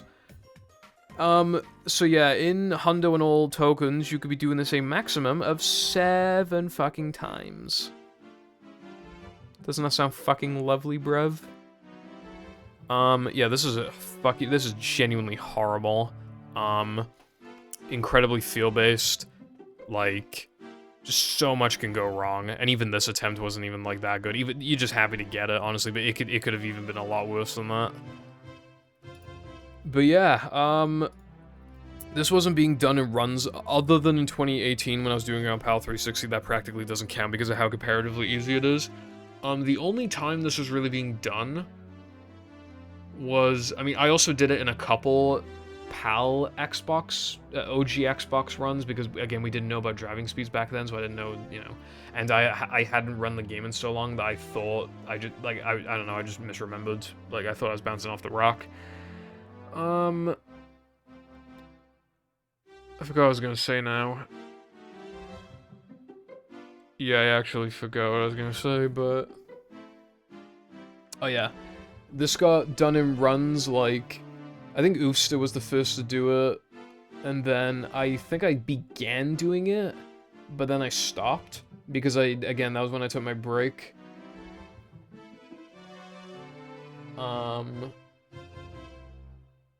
But then, yeah, I started doing it, and then I started doing it in no pole storage, and then hundo, and yeah. It's kind of funny, because the number of times you can do this literally is either 1 or 7. Like, because there's no reason to do time if you're not also gonna do, like, Ring of Macho, because time is too slow, so it's literally, like, you know. So you only either get to do it once or 7 fucking times. But yeah, so now we can continue watching the run. I know it's low quality, but just hashtag deal with it. So again, this is a little old, so I highly doubt the nitro management's gonna be perfect. But yeah, here we don't have to worry about goob triggers, obviously, so you can just, you know, take the shortcut. Oh, okay. That's good. Ooh, no nitro usage. I mean, to be fair, it's GameCube, so not 100% sure it's optimal to use. I mean, on Xbox it would be, but yeah, using a nitro here. The other thing as well is that if you miss Sunday Jump, then you need to, like... Also, the reason why it's called Sunday Jump is just because it's, like, the Sunday Jump, because it's, I don't know, I didn't... Can't call it, like... I mean, we could have called it, like, Fence Skip, but, like, there were multiple fences. And... Yeah, I don't know, it doesn't really matter, but... Yeah, so, again, eventually realize, you know, take this path. But yeah, if you miss it, you go in the, off-road, and you need to, like, burn all your fucking nitros. So it loses loads of time on lap 1, loses quite a bit on lap 2, but lap 3 is where it loses the least, unless your nitros are bad. But you can see Chad's setup is, like, kind of similar to mine, like, he bonked off the back of the rock there, that's, like, kind of fast. But yeah, this is actually, like, more standard than I thought it would be.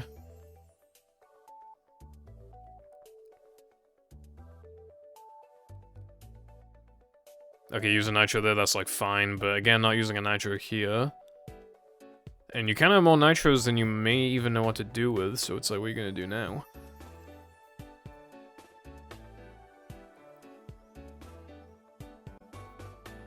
Just, like, occasionally burning them, but yeah, now, like, you have too many. Like, 1 too many, so... Yeah, definitely could have used that somewhere else.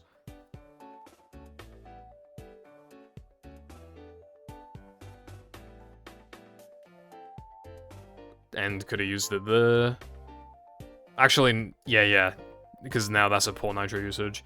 And then here, you want to use your final nitro, like, around there. You'll get, like, a perfect nitro usage, like, across the dirt. But yeah, this time was considered, like, really fucking good when Chatter got it.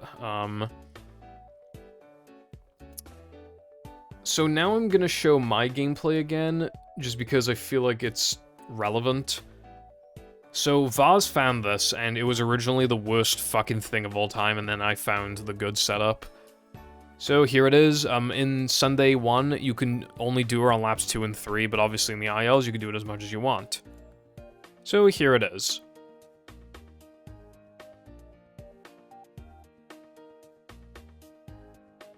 I slightly fucked it up, but you can see what I was doing there. So, yeah, so basically what you're doing is that you're aiming, like, a little to the right of this pole here, and then when you're in midair, you kind of start to go, like, a little left. But obviously not too far left, but, like, you go a little left, and then you just, like... But, like, it is a little harder than I'm describing it to be, but it does save a lot. It saves about, if I recall correctly, like, 8 to 8.5, yeah, it's like 8.5 seconds per, I think. So it saves a lot even in no pause storage. I mean, you gotta remember, like, Sunday was like a basic bitch level originally. From what I remember, actually, yeah, I believe we started doing this before re-implementing Sunday Jump, because this saves double the time while also being, like, easier. And you can do it twice, so it saves quadruple the time. And obviously in the ILs where you could do it 6 times, like, it was saving so much time.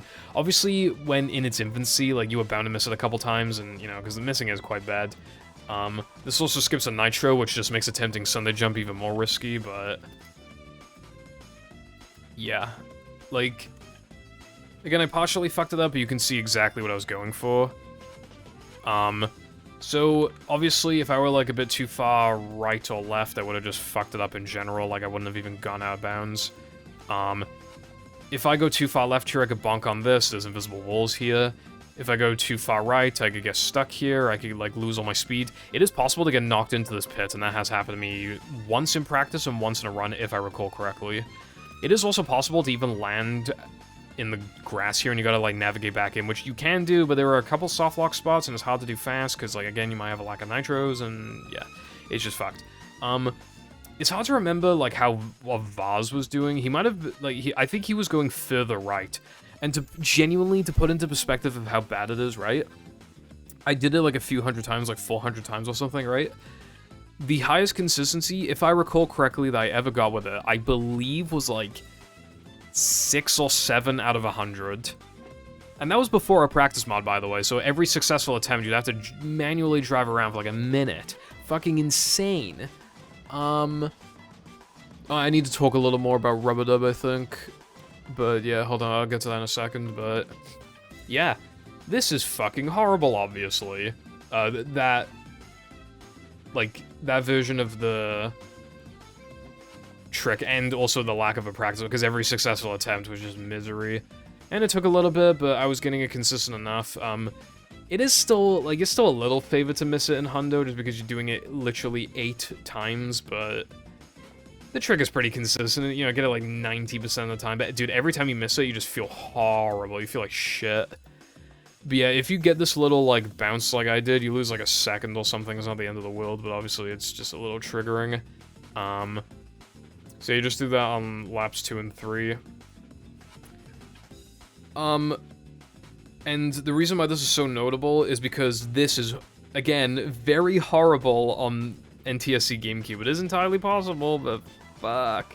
Dude, it's so bad that the first world records of the Sunday ILs with this trick were done on PAL GameCube, despite it not making it, you know, it's not like, oh, it makes it, like, a trick possible. Like, no, it literally was just because it made it a lot easier. You get, like, perfect, like, this trick is, you know, we haven't done, like, a ton of experimenting, but this trick is probably at its easiest on NTSCOG, luckily, because you get, like, the perfect amount of height. The slower the paddy wagon is, the more height it gets, like, off of ramps and just other stuff. Like, the collision just fucked you, so you just get a bit of a height boost. You get, like, perfect height. Any more, it'd make it a little harder. Any less, it'd make it harder. And here, obviously, you get less. So, again, it took a really long time to get even, like, a good, like, for the Xbox IL world records, I think Vaz got, like, a 248 or some shit, and that was with a bonk. He was so good at driving. And then I think Oofsta got, like, I want to say, like, a 250. It took me a really long time to get 250, because obviously my brain was in RTA mode. There's like this thing, right? If you want to get good at sliding and driving ILs, you should, like, not run the game beforehand. Like, it'll, like, fuck your brain and force you to prioritize consistency, even when you try not to. Like, to get as good as the sliding and driving ILs as possible, you want to just, like, not even run the game. You just want to, like, grind these, like, immediately for, like, a few weeks, and then you get, like, some nutty times. Although, you'd be shocked at how little of the IL skill transfers to runs. It does transfer a bit, but not nearly as much as you would think, dude. It's crazy. Like, otherwise, like, Latte and Vaz would be getting, like, golds for centuries in these levels that, like, easily beat mine, but I still have, like, the fastest golds for everything. But yeah, it's literally just like... Also, like, I think Vaz had like a 246 or something. And again, I was waiting to make the Heavy Irons Best Times video. But then, we knew the 244 was possible, but it just, you know, just couldn't be done for some reason. Well, for some reason, because it's insanely hard. But then it finally happened. Better late than never. August 27th, 2023. So obviously by now it was ages ago, but yeah. So, what do you have to do to get a fucking 244? You will see. Oh yeah, I also want to quickly go back to Rub-a-Dub. So, I will say the Rub-a-Dub skip, like, gave us... Because of it, we got even less manlies, and it fucked No Major Glitches and ETU. Because, like, they were already struggling for manlies, but that really drove them over the edge. And eventually, it spiraled NMG out of control to the point where you need to... Well, at the world record level, you literally just don't have the manlies to do BBBH backwards. You need to do BBBH forwards. Oh yeah, I forgot to say how much Rub-a-Dub skip saves. It saves a little over 3 minutes to do it twice perfectly. I mean, obviously factoring, like, the 1-frame jumps, but even without them, it saves, like, a little over 3 minutes. Compared to, like, obviously 2 dumb jumps. Kind of funny, there's no reason to ever do dumb jump if you're doing Rub-a-Dub skip. Even in Hundo and all tokens, like, it literally... So some people who run this game may never attempt dumb jump in their entire life if they just immediately go for Rub-a-Dub skip, which is kind of funny, because obviously it was, like, a staple trick. But yeah, obviously, like, it improved, like, the pacing. Again, like, the way that these... I should be talking about, like, how these levels, like, change, like, the pacing of, like, the run and stuff, and if they improved or, you know, worsened the run. Weenie out of bounds in his current state obviously is just not doing anything. It's just like a fun little consideration if the run's fucking dead, you want to do a meme. It could make Frogfish potentially cancerous as fuck, but nobody's been willing to cross that line yet. Even then, you need to be very, very good at the game anyway, to then also do Weenie out of bounds and save most of the time from it, and then get world record. Like, you still need, like, to be really good at the game anyway. But yeah, for sandwich driving, again, it just, like, I did talk about it briefly, but also, like, originally you would want to do sandwich driving, like, pretty much as late as you could get away with, because it's just, like, Freeville. Now, some people do it as early as they can possibly get away with, like, without losing time, which just speaks volumes on, like, how much the out of bounds, like, just change things. Again, people hated it so much that originally... runners back in the day would enter Now There Were Men with not enough tokens and lose like 10 seconds just so they could just delay it as much as possible.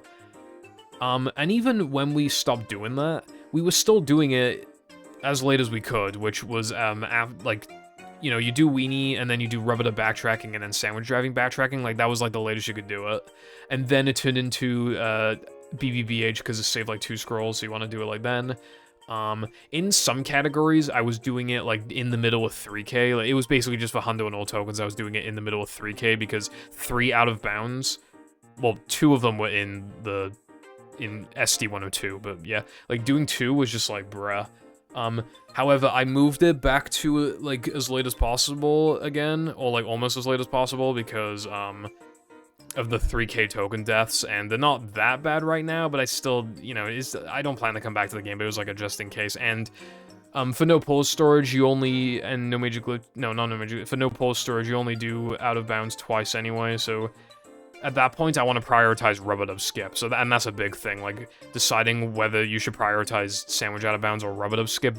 Generally, you're going to want to prioritize Rub-a-Dub skip, especially because you are going to implement Rub-a-Dub skip far sooner than you are going to implement fast sandwich out of bounds, or any of the out of bounds in sandwich driving. So you should be prioritizing it anyway, like, but even, yeah, like, fast sandwich out of bounds is harder than Rub-a-Dub skip, but... Like, at the same time, you also do it earlier, like, in 101, and it doesn't save as much time, so it's not as much of, like, a priority to, like, add it to runs. You shouldn't even be doing fast sandwich out of bounds until you get, like, a 101 or some shit, no post storage anyway, at least, like, for current standards and everything. But yeah, for Rub-a-Dub, like, again, it fucked manlies. ETU's manlies were already a bit fucked, but it just, like, it's solidified, like, we already had a route change that saved time, but I didn't want to do it because it was cancer. You have to do, like, unupgraded bold Dennis 2, it's horrible. But yeah, that just solidified it, you just, like, had to do it at that point. Because we had to, like, grind manlies in a really slow way to compensate otherwise. So yeah, it did negatively affect no major glitches and, ETU, but first of all, nobody runs ETU, and second, like, at the end of the day, like, again, like, just having, like, these hard segments back-to-back, like, it does make the run, like, a lot more interesting than it used to be, like, obviously, hindsight is everything, but, like, you're always gonna think that the game is in its best possible state until something gets found that's awesome, and it's like, oh my god, how do we, like, the game was so easy before this trick, you know, like, that's how it feels, like, oh, this game was so easy before Rub-a-Dub Skip, because, it, like, this trick, it is the run killer, it is a huge part of the run now, and, like, for it to go from, like 2 minutes and 40 seconds or something like that for both segments, down to sub 1 minute for both, if you're doing the fast shit, like, especially in Rub-a-Dub 2, if you're doing the 1-frame jumps, they can both be sub 1. Like, it's insane. Like, a minute and a half saved just over per. And again, it's that early in, it just, like, improves the pacing a lot, especially for Rub-a-Dub 2. Because again, originally, like, yeah, sandwich driving, but you would probably doing that early because, you know, it's hard, and then you just do, like, you know, 3K isn't that hard, like, Rub-a-Dub, you're not doing that much, like, if you're not doing fast corkscrew, then BBBH isn't too bad, and then, like, Weenie is whatever, Frogfish is whatever, Rockstar is whatever, but, like, since then, dude, again, like, sandwich driving is pretty hard, but, like, you want to do it after Rub-a-Dub Skip because you want to prioritize Rub-a-Dub Skip, so it kind of made that interesting, but again, it just improved the pacing a lot here. And, like, it like, works really well, especially, like, going from fast corkscrew to Rub-a-Dub Skip 1 frames, like, it just, yeah, it's really cool.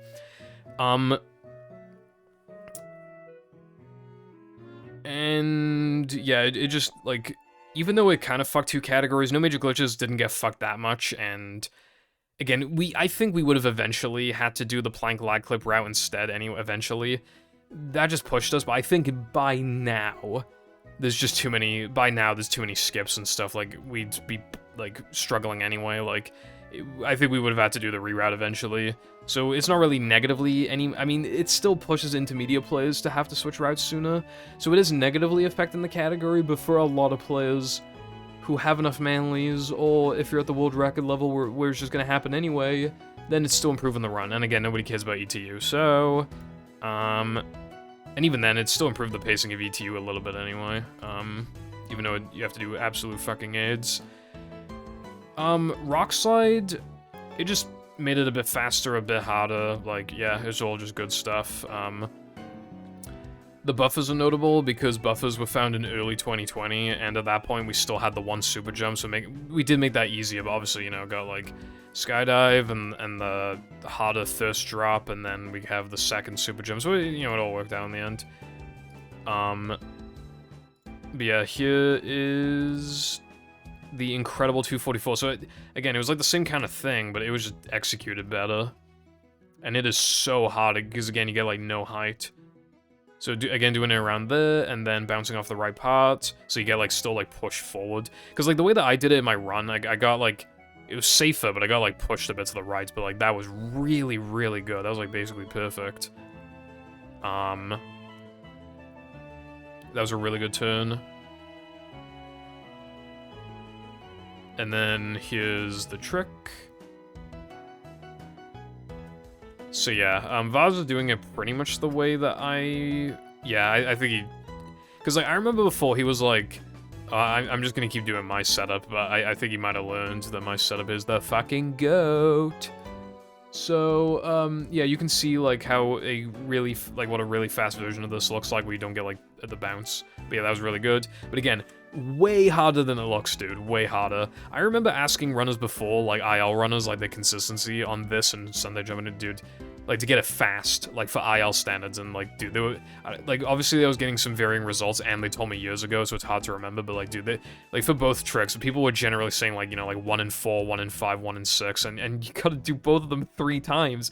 Like, Sunday went from being almost free, I mean, in Sunday 2, it was basically free, to just, like, the stuff of nightmares, dude. Even on Xbox, it became the hardest segment in the entire game.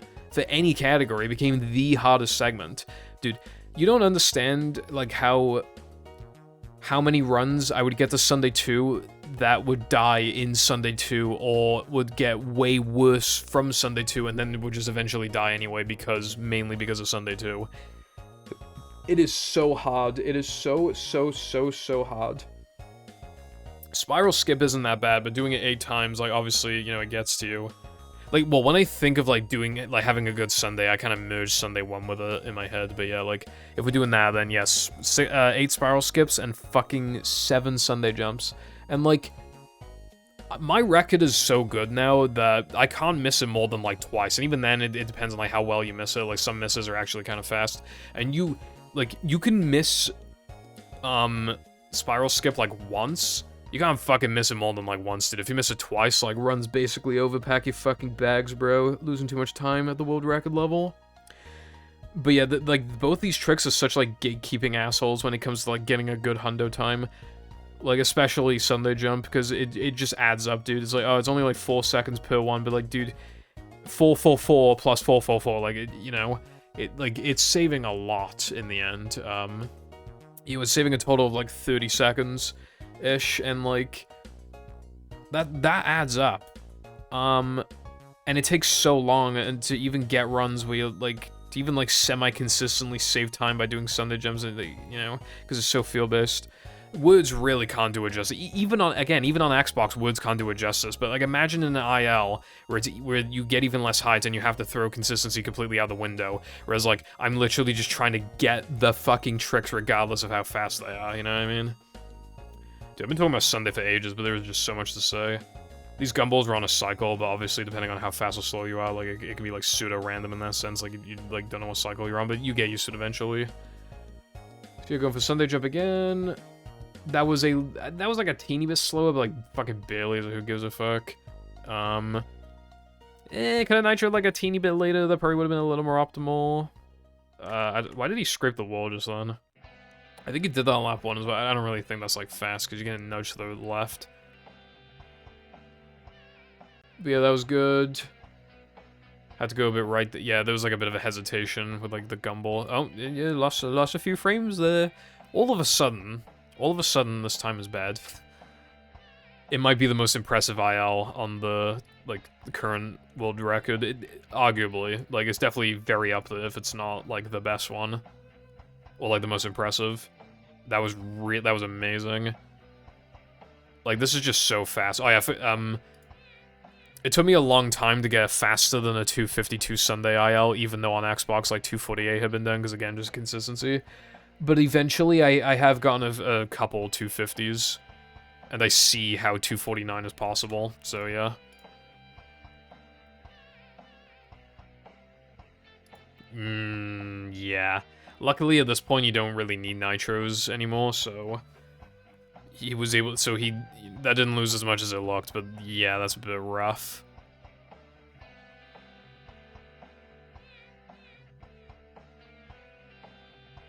Only lost a small handful of frames there, and got nudged. That was a... Dude, I hate to say it, but I think 243 might be possible. Mid 244 with the bonk and a couple, like, wall nudges and, like, getting hit by the gumball.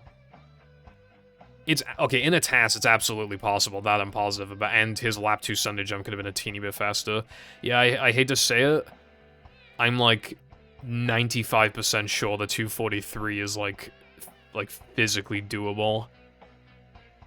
Even, obviously, it'd be absolutely fucking absurd, but, like, I swear it's, like, just barely possible.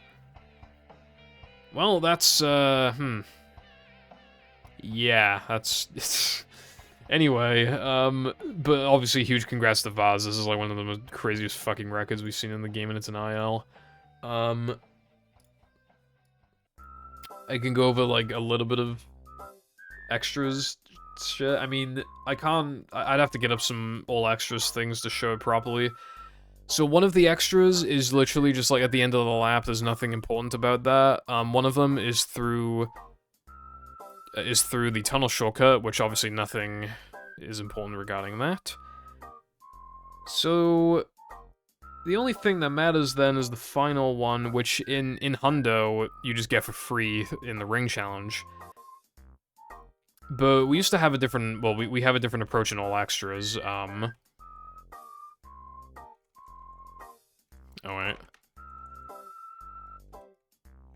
So what you would do, you can turn around here, nitro into the wall behind me, and you get like a big bonk, and you can grab the extra in midair.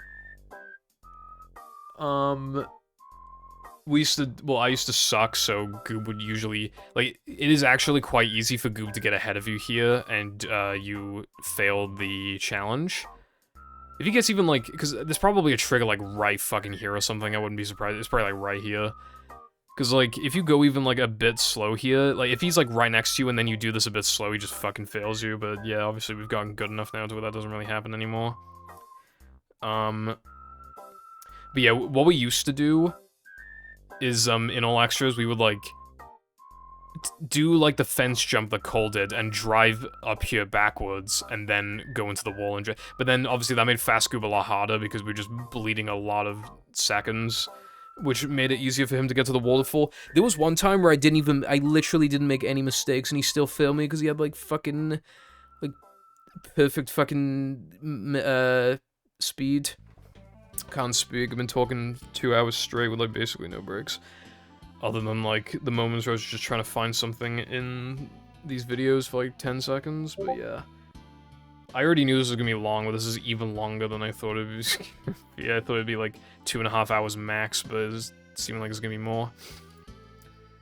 But yeah, I think I've already gone into it, like, this made Hundo, like, absolute fucking torture and all tokens, but obviously it was probably for the best. Like, I kind of wish Sunday Jump didn't fucking exist, but I'm really glad about Spiral Skip again. This went from free to, like, pretty solid. I mean, even in Sunday 1, it's still a bit boring, but obviously, like, it transformed, like, the latter half of the level to be a lot more interesting. So yeah, it made the run better. Like, I mean, even Sunday Jump, a little debatable, but Spiral Skip, like, undeniably made the run better. And Sunday Jump isn't that toxic, and if you're just doing one Sunday, so it's, like, not the end of the world. But yeah, even in the, even in extras, in all extras, we were doing something a little cool. Oh, you can also do, like, a half Sunday Jump that's, like, slightly easier, because you don't need to turn, you can just do, like, a straight, so instead of doing the fence thing, but, again, is obsoleted anyway. You'd only do that if you literally just forgot it on lap 2. You know, at that point, you're losing a bunch of time. Alright, finally, Gask. There isn't actually much to talk about with Gask. Fucking yes, there is. Okay, hold on, fuck. Oh, wait, no, I don't need to be right back, but well, I will need to be right back, but not yet. It is important to talk about Gask 1. Gask 1 is the most different task from the time challenge. The second most is Weenie, and then they're all basically the same after that. But Gask is very different, because instead of getting just to the finish line, there are 2 objectives in the level, and the first one is to hit 3 faucets, and the second one is to hit 4 targets. And, yeah, so we found faster ways to do both of these. So, yeah, so this is Gask 1. So you just jump here. You can do a 1-frame turnaround here, but, you know, and grab the second one. You know, pretty basic. And then you just take this path for a bit, and then go this way. Then you get the final faucet, and you go down to 1 health. And then you purposely die on this TNT. If you have more than 1 health, then you just drown yourself in the tank. As long as you just touch this red wire, when you die and respawn, you'll always spawn up here no matter what. So, yeah. And then you go this way. Again, it's just very basic shit. And then we gotta hit 4 targets, so hit that one, jump to the orange wire, hit that one, jump across, hit this one. I said this one, and then it took like 4 seconds for it to show up, but then, yeah, then you hit this one. And here's a strat that maybe even some of you have never seen before, because this is an ancient-ass strat. I mean, obviously, I was doing it. So it's not completely ancient, but, like, it is from, like, the early days of movie, and it got obsoleted in, like, 2019 or 2020 or something. I think it was 2019, but anyway, watch this. It is a little, like, it's not that hard, but, like, it's a little hard. If you barely slow down, it's hard as fuck. But yeah, basically you just slow down to a crawl. Cole didn't do that though, he's ballsy. But yeah, you just slow down enough to where you double jump up. Obviously, nobody was ever practicing this. But, you know, it saves like a dozen seconds or maybe 10 or whatever compared to going around. But yeah, you just slow down here and jump up, but again, it's harder than it looks. And if you miss it, you lose a lot of time. Because then you spawn in an unfavorable spot, and you just have to go around, and yeah, it sucks. Yeah, probably like a dozen seconds. Yeah, so I need to... Do I need to be... Yeah, I need to be right back again. I have returned again. So, this faucet route, I think it was discovered in either 2018 or 2019, and then it kind of got forgotten about and then, like, rediscovered, because basically, I remember Tedious told me about this, but then, I don't know, I guess he just couldn't be bothered to do it in runs, and then I remember trying it, and I misunderstood what he meant by this new faucet route, so then I kind of just assumed that he timed it wrong, and I just forgot about it. Or maybe I told him that it doesn't save time and he believed me or something, I don't fucking know. But then somebody else rediscovered it, I don't know who it was, but, you know, when in doubt, probably Latte Sky, maybe Toxic Pinhead if it was, you know, old enough. Cornbread, maybe. There's a reason why I'm bringing up Cornbread, but Cornbread maybe found it, but I don't think he did, but... Yeah, so this saves like 3 seconds, so let's get to it. So first you're going to ignore the faucet, which also allows you to... Well, you could have just done this anyway, but yeah, you can, like, cut this gap here to save half a second, but you don't need to do that. And then this is the same, but then you get the second faucet, jump here, get the third faucet. This has awful collision. It's bigger than it looks, so that's why I partly fucked it up. Yeah, you drown, and then you press A because there is a cutscene here when you die and respawn. And then you do the health thing. So that saves like 3 seconds. I will say in Hundo you still do the old way because you need the extra. So like that is in Hundo and all extras is the exact same. But no matter what you do, the target route is different here. And I think this was found. This might have been found before the rediscovery of the faucet strats. Hard to remember. But Cornbread found this. This only saves like half a second or a second or something, but it's objectively easier. So... Yeah, so instead, you don't die here. Hell, if you have 2 health, or... Well, yeah, if you have 2, because if you have 3 health at this point, you're kind of cooked. But if you have 2 health, then you can even damage yourself on this TNT. You would lose a little bit of time, but, you know, you get manlies for it, and it's a good backup. But yeah, you do need a health manage, like I said. So you just immediately grab this, and in Hundo and all extras, you make a tighter turn there to grab that extra. You can grab it for free in Ring, but like in both categories, that is not ideal at all. But yeah, then you jump to this blue wire, and then you avoid this patty like the plague. It has the world's fucking fattest hitbox, right? So you know that extra I grabbed and rubbed it up with mag? There are some patties and extras and nitros and stuff like that that have like a really fucked hitbox and you have to get really close, even with mag. So we're lucky that the rubbed up extra is not one of the fucky ones, but yeah, this is a fucky patty. If you have mag, you're literally guaranteed to pick it up, so you shouldn't, obviously you wouldn't have mag at this point, but if for some reason you did, then this route is not faster. You'd revert to the old route, but yeah. You need to go very far right here. If I was like here, I would have picked it up. So yeah, very important. And then this is the same again, but then we die on this electric, and then you jump over the cutscene, and then you just beat the level like normal. There is no lamp jump, and that's why it's easier. So while you do need to avoid the patty, there's just no fucking lamp jump. Again, it was killing some runs, and beginners weren't willing to do it. So this is just objectively easier, and it's also a little faster. And again, that's compared to a good lamp jump. It saves like half a second compared to like a pretty good lamp jump. Compared to a realistic lamp jump, it's like 2 seconds. And even if you accidentally grab the patty, you could just die on the TNT and only lose like a second. I mean, you lose 3 seconds, but you lose like a second compared to lamp jump. But at that point, it's literally just like... Well, I mean, you didn't do a kind of tough trick and you saved it and you only lost a second. Like, that's fine, you know, who cares? I think in early powers, you need to drop this lamp because you need it for, guess time. But in all extras and early powers, you only go to this level once. So there, I think you, like... I think there is a route, like a slightly different route you can do. where you don't spawn, but I think it saves, like, effectively nothing because you gotta do the fucking lamp jump again. Because I think you avoid the red target, maybe, and you just, like, do a corner cut on the blue. I don't know, it's some fucking stupid thing, but it's not really worth it. But yeah. It's just, yeah. And I might as well just go over the extra thing now. So, actually, okay. Should I bring it up? I mean, it's not really, nah, because even the demonstration video of it on TSSM Archive isn't like a proper demonstration. So this extra, right? In Hundo and all extras, you would just grab it, fucking die, respawn all the way back, and it's just like a really slow extra. I don't know why it was there. It feels like they might have originally, maybe it moved left and right originally, or maybe there was a platform here, maybe you had to like do something to move it to the left.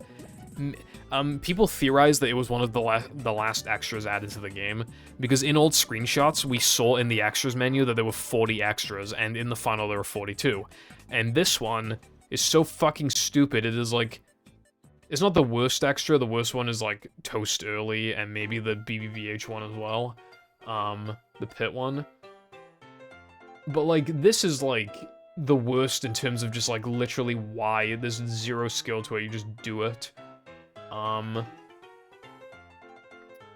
And it's probably just for padding, but like, yeah, it makes us think that this was most likely one of the last extras added, especially because there's literally no beta footage of Gesk to speak of. Not even a fucking screenshot or anything as far as we're aware, but yeah, so yeah, you would just grab it and die, and in all extras, you'd still ideally do that, but there is something else you can do. There is an invisible checkpoint around here somewhere, so what you would do is do like a 1-frame jump backwards, do another one, like barely get off the edge with like the right angle, and then jump into the extra and die, and you'd respawn here.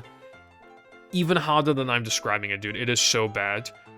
They're just doing a couple 1-frame jumps on a whim, but then also, it like the angle needs to be good. You need to be like almost off the fucking edge, and then you need to have like decent jump spacing. Like, it's awful, dude. It's really bad. So I've never done it in all extras, despite its incredible time save. I don't know how much it saves, probably like 15 on some shit. Like, it saves a lot. Like, that's a lot of time, but it's genuinely like bad. Like, and it is a bit easier if you get a second try, except then the angle is even more precise because you need to make up for the fucking lack of speed. So the angle then is hard, and even then you'd have to like, I mean, there'd be no reason not to go for it in the moment, but yeah, you'd have to like get the checkpoint, attempt it, die, and then attempt it again. And at that point, you're just like breaking even, probably, with like just dying going all the way around, like probably compared to dying twice. But yeah, then Mag saved the day, so I might as well show that now. I'm trying to remember, like, the first instance of Mag that we realized, like, oh yeah, this shit's fast. Because it was either Rubber Dub or Gesk, and I can't remember which one, but, like, I think it was Rubber Dub and then Gesk. I don't know, it's really hard to remember. Also, I'm looking at the wrong spot. So this is kind of hard, and it's fucking AIDS without a practice mod, and if you miss it, you lose a bunch of time, and you have to do it in Gesk time, which is a bit annoying. And if you miss it, you can't attempt it in Ring, so then you have to do it in Macho, and obviously if you fuck it up in Macho, like, god damn, good luck, bro. If you didn't do guest jumps, like, you'll literally just lose too much time in conjunction with it, like, it's just too much.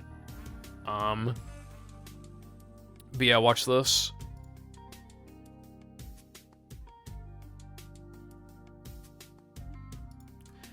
It is pretty, like, with a practice mod, I got it down after a while, but obviously missing it is really bad.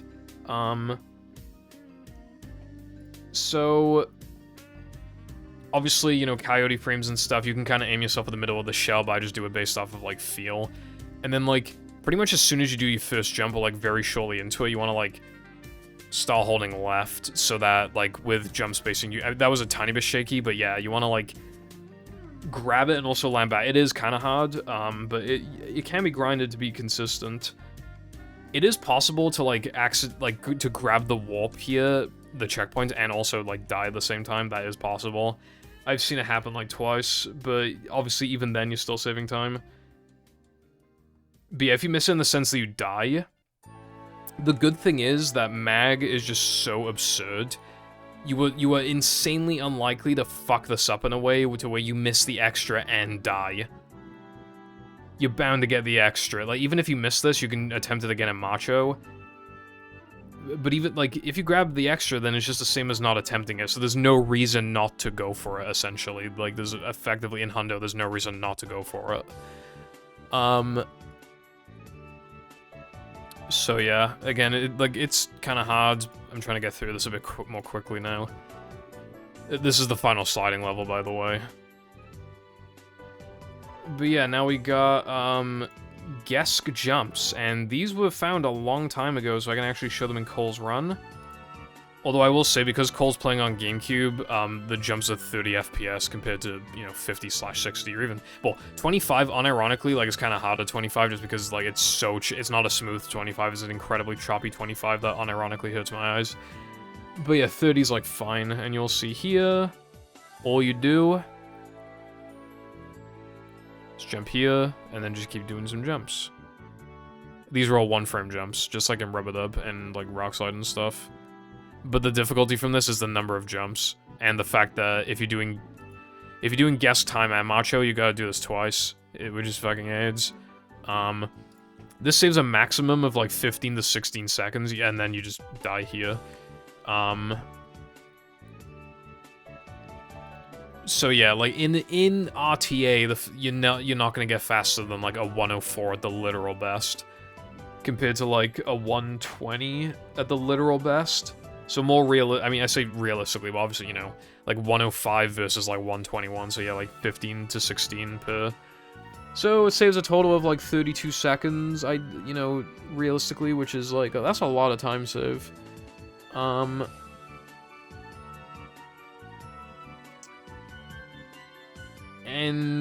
there was no point really there's no point in showing it in my run. And there was no point. Well, I still have it up. I mean, I guess I can just show, like, what amazing Gesk jumps look like. Oh yeah, this is the jumps were found by Cole.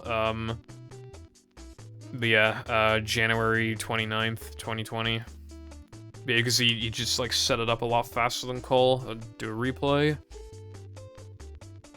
Like, practically no setup and just immediately going for the jumps.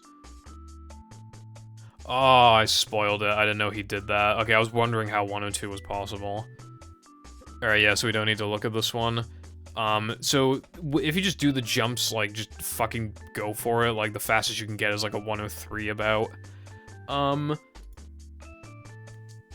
guess I'll show the way that I do Gesk jumps, like, because Cole did it in a bit of a slow way, and obviously the IL does it in an absurdly fast way.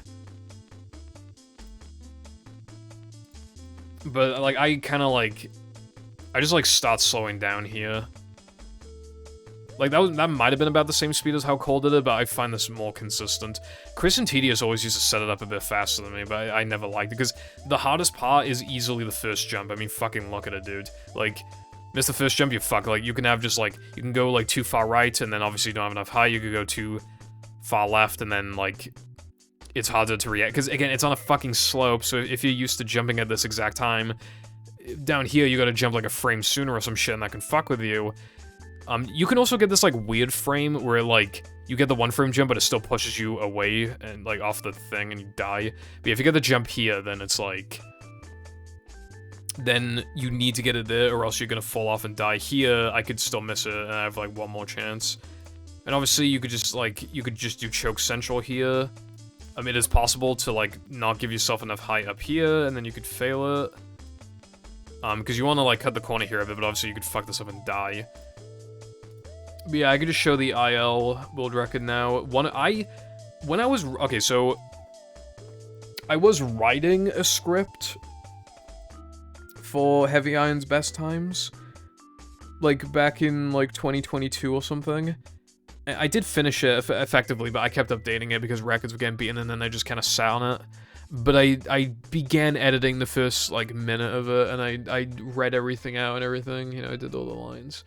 I don't even think I have any evidence of that anymore. I think it's just gone. Save storage space on my hard drive. But,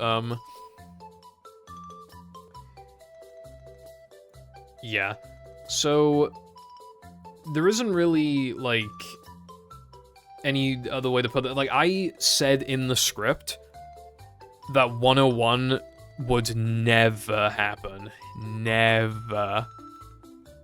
And then, you know, like, I don't know how much longer later, but, like, definitely under a year later, because I came back in August, so sometime from, like, August to May, yeah.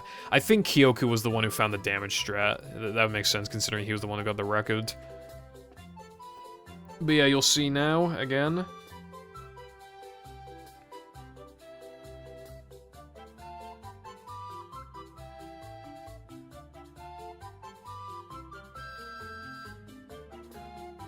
That shit is absurd. And the reason why that saves time is because instead of drowning in the goo tank, you can just get hit by the TNT again. So in reality, in a theoretically perfect scenario, this saves 19 seconds per, which is obviously, like, you know, that's a bit of wishful thinking there, but, you know, so it's again, like, with slide jumps, like, what makes them consistent is a rhythm, right? That's why, even for guest jumps and 3-meter jumps and BBBH jumps, like, I do single jumps up the slide, not double jumps, because it makes the rhythm a lot easier. You can just turn your brain off and keep pressing A. Like, it makes it a lot easier in the long run. This is obviously, like, you're getting out of the, like, you're not doing a rhythm. Like, you're literally interrupting the rhythm. And the only way you can, and it's so easy to just, like, delay your jump, because, like, Kyoku did it a bit slower than Latte. Latte jumped, like, basically ASAP. It is so easy to just wait longer than you need to, and then you go further down the slide, and, you know, and then you need to get the 1-frame jump again first try, to then keep doing it again, and this is, like, the really bad part, right? Because you have, like, no fucking speed, by the way. So you need to do this with, like, almost no speed, and you need to jump off at the right time and have really good jump spacing, but then you can't really tell from here, but you're abusing coyote frames. Like, barely, but yeah, imagine you do that you jump a little too early, jump a little too late, and even then, you're, like, struggling to even cut the corner. So yeah, that's what you get for, like, 2 seconds of time save. Clearly not worth it to make the trick way harder. Like, genuinely fucking ridiculous. So yeah, that's never been done in runs. But yeah, that's basically the history of Gask. Obviously, guest jumps, like, is what separates the boys from the men. Like, in quite a few categories, in some categories you don't even do it at all. In all extras and in, obviously, at the very beginning of all extras, we were doing it because we didn't. But because there's an extra in playing SpongeBob, like, you just grab it there instead. Like, I mean, you do playing SpongeBob instead because, like, you need to do, like, all of playing SpongeBob anyway, effectively. So it saves, like, 30 plus seconds. I think even compared to guest jumps, it saves, like, 30 seconds to do playing SpongeBob. And then as for, like, in other categories, like, there are, well, in early powers, obviously, you just do every end level task, so you don't do that.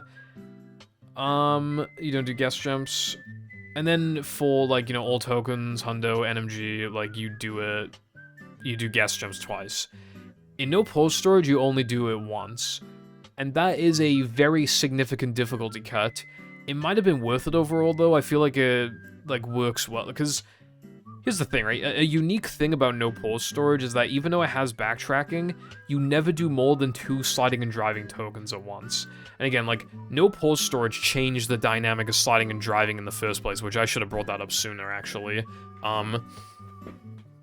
Because well, in NMG's, like, infancy, well, I'm talking, when I say infancy, I mean, like, Cole's record, because otherwise, there's even more stuff that was crazy, but you do, like, 4 sandwich driving tokens, 4 rubber tokens, you know, 1 Weenie, 1 rock slide, 1 Sunday, and then 4 Gask, 1 Knucklehead. But in this case, you do 2 sandwich driving, 2 rubber dub, and 2 Gask. And keep in mind, rubber dub has been made a lot more valid now. It's been made way more valid because rub-a-dub skip, so, and it's way harder the second time as well, so it's effectively a non-issue that you repeat gameplay.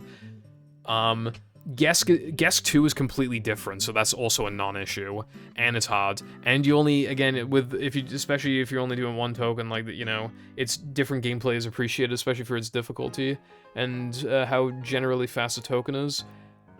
So the only one that still is kind of a little is sandwich driving, but even then it received a glow up just because it went from free to pretty hard. I forgot to talk about like the sheer difficulty of fast sandwich out of bounds, I think, but it's very hard. I get it like 75% of the time. There was one stream before where I literally couldn't get it twice in a row for like 2.5 hours and I ended stream early. It was literally like 2 to 2.5 hours that I could not do it. And keep in mind, that was when I was doing 3K, like, in the middle of bounceless. So, like, I mean, I was going back to sandwich driving in the middle of bounceless, so I was literally doing, sandwich driving, like a minute and a half of 3K, and then sandwich driving again. And I had to do it 3 times, and I literally could not do it twice. That day, I absolutely could not do it. So yeah.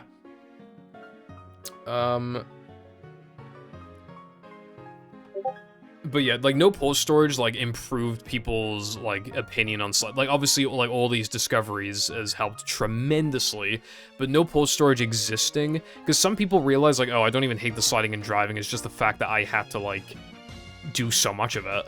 And now it's like, again, rub-a-dub skip is like a non-issue, Gesk is not really an issue, and sandwich driving, okay, yeah, that sucks, but it's still not nearly as bad as before. I do miss 2 Gesk jumps, to be fair, but, like, I think it's fine, because at least then we're not doing ring, and obviously you all know what fake ring is, you could get fake ring, so, you know. So I think it was worth the trade overall. So yeah, literally all we have is Knucklehead, but it went through a fucking insane transformation, bro. So obviously, I'm not showing it, but obviously, like, there's Mindy Skip. Mindy Skip is part of Knucklehead itself, and it made the split, like, quite inconsistent, because 20 to 25% of the time, the trick would not work, so you get fucked. But then when you got it, it was hype, and it was fine for Knucklehead to have, like, no strats, because it was just the hype from Mindy Skip and just waiting for everybody to come into the chat, like, waiting for Neptune, like, the Neptune waiting room. But now Mindy Skip is 100% consistent, you can easily predict ahead of time, and even if you need to burn an extra load or whatever in SpongeBob, like, that's not that big of a deal. Or if you need to lose loads, like, you can easily get rid of one in Weenie. We've removed one in 3K recently, like, you know. And we found out that if you fail Mindy Skip, you don't need to redo the entire setup, you literally just drive into the pit. You reload the level and drive into the pit again, so even then, missing it, even then, isn't as bad as it used to be. So, yeah, it was just like the brief... So that made Knucklehead easier and more consistent, even if... You know, because it's just part of the same split, so that's why I'm bringing it up. But yeah, for categories, I don't care about that. I mean, from when you spawn in onward, like, you still treat this like as if it's in no major glitches, like, or no pulse storage, but yeah. So we can actually, like, properly compare. I don't really care for that nitro usage, but oh, I really don't care for that one. Oh, I don't care about this at all. Ooh. Yeah, not a fan. That nitro is not fast. Oh, that's not oh god, oh no. Okay, I will say back in the day, even in, like, 2018, we never really, like, looked into, like, what, you know, fast nitro uses and stuff in Knucklehead, because literally, you would just, like, again, like, when, without the benefit of hindsight, you don't realize how comparatively easy the game was then compared to now. Even in 2016 and half the time we were just playing casually, and we thought the game was hard as nails, so... When you got to Knucklehead, your heart was literally pounding. You were so stressed. Doing all that Plank SpongeBob where you play casually, and SCDA SpongeBob where you play casually, and SCDA Guitar where you play casually, and, you know, like, you know what I mean? And Fast Goob, which turned out to be really easy, and, you know, But, like, we were so stressed, and we had bad setups for everything, and we fucking sucked, so... You were just, like, so stressed in Knuckleheads that, like, you weren't even, like, thinking, bro. You just needed to get to Neptune. Like, that's just all you thought about. But yeah, there's, like, a lot of things I could comment on, but I'm hoping the IL, like, improves most of these, things that I would note. God, this video's long, dude. Yeah, didn't even cut the corner with the nitros just then, with the TNT. I can't even talk, dude. I've been talking for so long, I'm just saying the wrong shit repeatedly. No middle door, we'll get to that later. Nitro, nitro. Yeah, a bit fucky, but actually, like, pretty, like... These two strats kind of got, like... forgotten about a little bit. I think some players were still doing them, but I wasn't fucking doing them, let me tell you, bro. I was, again, just stressed, like, literally just not even looking into Knucklehead. And then, obviously, when I came back and I started using OG, NTSC OG, and started doing the shit, like, dude, I was getting golds for days.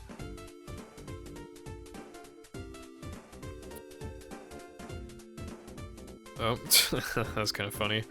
And yeah, pulling up nitro usage there. So... This is the 218 record by Kyoku, May 19th, 2018, so this also remains the world record for a long time. So we'll see what he does, otherwise I'll need to point shit out. Okay, no, you want to go through the oil.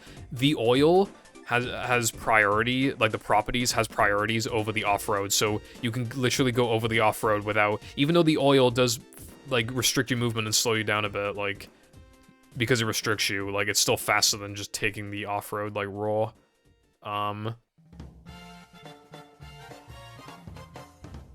Dude, this is like cool strat where you can like nitro, or you can use the oil properties to go down here, but I timed it, it doesn't save time. It's such a bummer because it's fucking cool. But yeah, you go this way. I can't remember if you nitro here, but... That might be bad for me to not remember if you... No, I'm pretty sure you're supposed to nitro there. There is something else here I could say, but latte's... Oh, wait, no, because Latin... Okay. Okay, I think I will have to start comparing it to... We don't really need Cole's Run anymore. But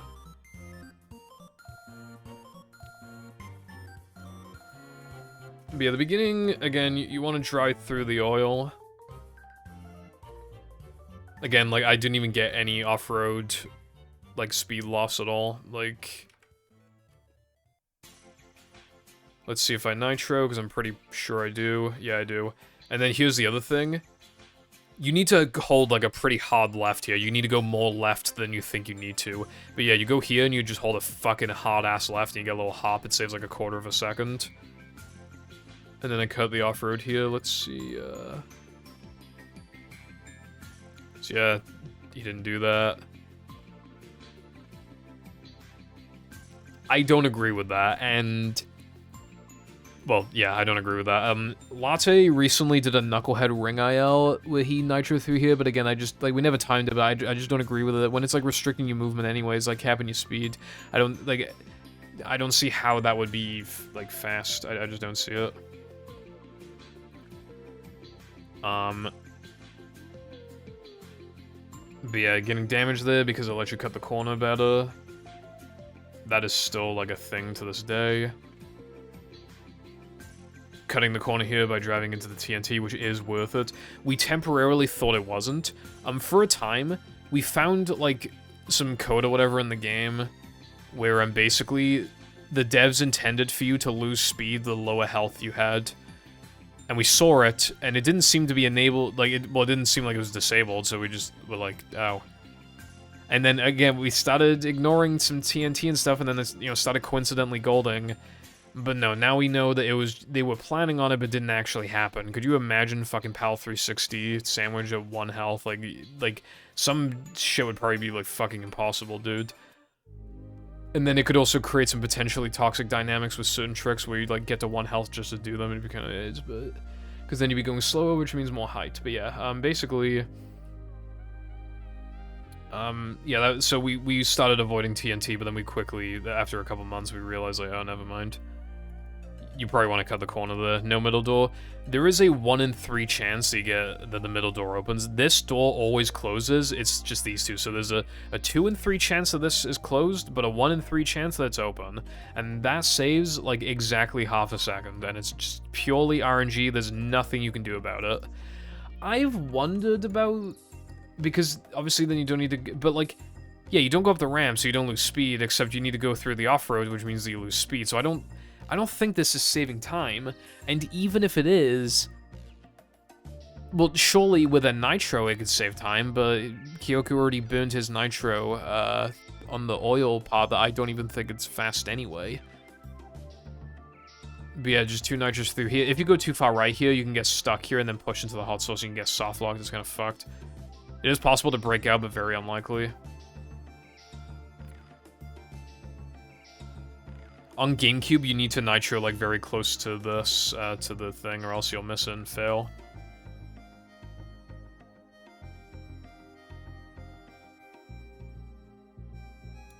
Okay, so you don't want this final nitro to I mean, in the IL, it's not as big of a deal, but it still matters a tiny bit, but especially for the first task. You want to actually, like, run into it, because, then you can use the nitro as soon as possible, which is exactly what, especially because the trigger to end the level is, like, actually at the finish line on the first task here. But even then, you're not using as much of the nitro as possible before getting off the, again, like, we truly realized the power of, like, nitro management shit, like, after, I don't even remember when, dude. Maybe 2022 is hard to remember. Maybe before that, I don't fucking know, but yeah, just, like, unoptimal nitro usage. Alright, that was, like, mid to high 218. And then finally, I mean, I should probably go over the extras, actually. Yeah, I should probably go over the extras, so... Oh, wait, no. Okay. I mean, there isn't really much to say with, like, the first one. Like, you just knock that over. I mean, sometimes, we used to, like, waste nitros getting here, but, like, when you realize that you literally just have to wait for these statues, like, it doesn't... And then one thing I started doing, like, ages ago, like, I nitro as soon as the thing lands, so I can immediately get to top speeds. Like, that's optimal. There is a strat you can do here. I'm not sure if latte... I don't think latte... I'm trying to remember how much... Okay, well... There's a strat you can do where you squeeze in between the wall and the spikes, but you need, like, a really quirky angle, and it fucking sucks. I literally dropped it. Like, it sucks. It saves, like, fucking hardly anything anyway. Probably, like... I don't even think I saved a quarter of a second, but it's hard to remember. Second extra is here. That's obviously nothing. Let's see if I got middle door. No, I didn't. Third extra is to the right of me. In all extras, you grab it immediately, and in early powers, all extras, you grab it immediately. However, the ring challenge forces you to go this way, which means that it's just, in ring, it's just, like, faster to... So this is the last extra you get before you activate mag. You could even activate mag, like, in Knucklehead, but it's not worth it to open the menu. Like, we just activate mag, like, when we're done with Knucklehead, because you need to open the menu anyway, because opening the menu costs, like, 0.8. I think it's 0.8 or 0.9, some shit, but yeah, it's not worth it, like, because a lot of the nitros just easily magnetize to you in this anyway, so it's not, like, worth opening the menu again for that. I'm just bringing that up because I'm explaining, like, why, you know, you don't get to use mag and Knucklehead. We used to, but then we found, like, more well, when we found, like, the 3 extras that we want to abuse mag with, then we were like, oh, never mind. But yeah, you don't want to use your nitro immediately here, so it doesn't actually matter if it magnetizes to you. Because, I mean, you'll see now. I didn't make it with that much leniency. That was like a perfect nitro use. You actually want it to magnetize to you instead of like immediately picking it up, because otherwise you won't get the high you need. But yeah, then you just back up into here, and then you nitro immediately, and that's literally just the extras in Knucklehead. They're not interesting. I mean, it changes a little bit. The dynamic with the extras changes a little bit in, like, this sort of setting. So this is 209... Wait a minute. Okay, this has the shit, okay. I think this is the least optimized sliding and driving world record. So, yeah, July 3rd, 2023 is one of the most recent ones. And this level, again, went from Bozoville to just fucking insane. I haven't watched this since the run was done, though, so it's hard to remember everything, but... I'm just saying these two strats are... Oh, yeah, I think Park Out of Bounds and Sandwich Driving, I think it was found by Vaz? And... yeah, so... let's just see how it goes for now. So, you might be thinking, like, well, what the fuck happened for the records to go down from... what was it, like 218 or 217 or something to 209, and for it to not be perfectly optimized? Well, you'll fucking see. And also, by the way, this one is also done on PAL GameCube, because, again, it's physically... there are two tricks here, they're both physically impossible on NTSC OG. I think Latte wanted to look into PAL OG, but because he has a modded Xbox, we could mod it to be PAL, but it just, like, wasn't working for some reason or some shit. Oh, I should ask him. I need to remember. I should ask him to, like, look into it on Zemu. Even though the aspect ratio is fucked, it might still be worth looking into. On PAL 360, again, then it's a speed issue, but yeah. I mean, even then, like, even if this is, like, viable, or, like, RTA viable, like, on PAL OG, it's literally just, like, who's gonna get good enough to actually, like, do it? Like, at that point. Like, nah. Anyway. Okay, good boy. He's fucking... okay. Doing the thing. Oh, what the? Oh, yeah, I remember that. Okay. Watch. You are not fucking... you're not ready, bro. You're not ready. Watch this. Watch this.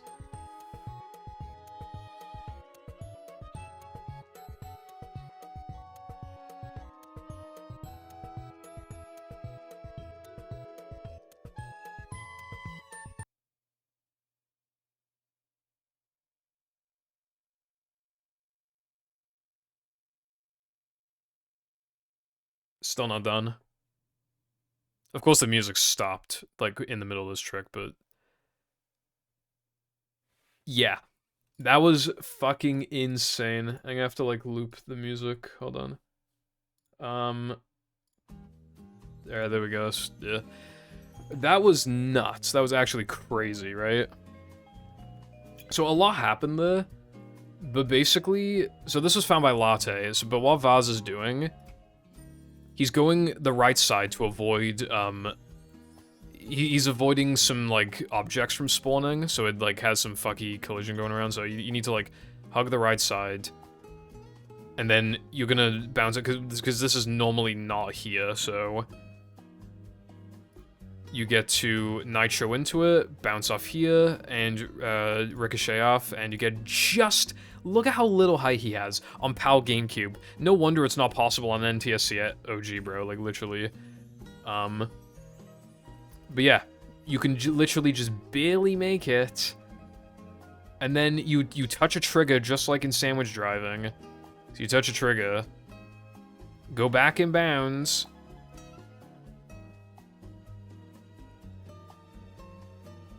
And then, again, some fucky... like, unspawned shit, so then you bounce off of a seemingly thin air. You would use as coral as a visual cue. But yeah, you bounce off that, bounce, and then you land back in bounds.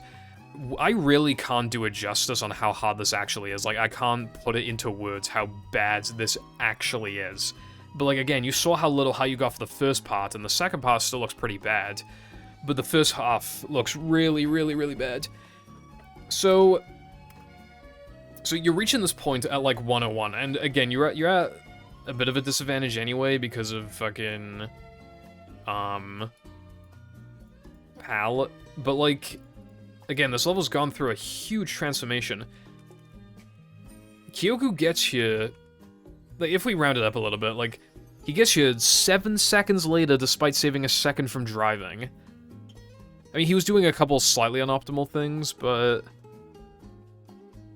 still, like, this trick saved like 6.5 seconds or something. So not only is it like way harder than fucking fast sandwich out of bounds, which is already like absurd. Even compared to Ultimate, it's like clearly harder because at least it's fucking physically possible on the most accessible, or not the, I mean the fastest console. But also, like there were more steps to it. Like the steps were harder and there were more steps, and it saves less time. It saves it saves less than half the amount of time. That's insane. Why would anyone ever fucking do this? And yeah, you could have done it a bit faster, but like, fuck, dude. Like, look at that. Like, did you see that shit, bro? And we're not even done. We are literally not even done. There's more. There's more. You wouldn't fucking believe it, bro, but I'm telling you, there's more. Let's see if he drove into the... Yeah, he did. Alright, let's see if he gets middle door. Because... obviously in an IL, like, half a second is a big deal. You might not need it in the end if you get, like, a high whatever, but, like, obviously, you know. Yeah, so no middle door. So, yeah, potentially that could have cost 208 on its own, we'll see. But we're still not fucking done. Here's the next trick. Here it is.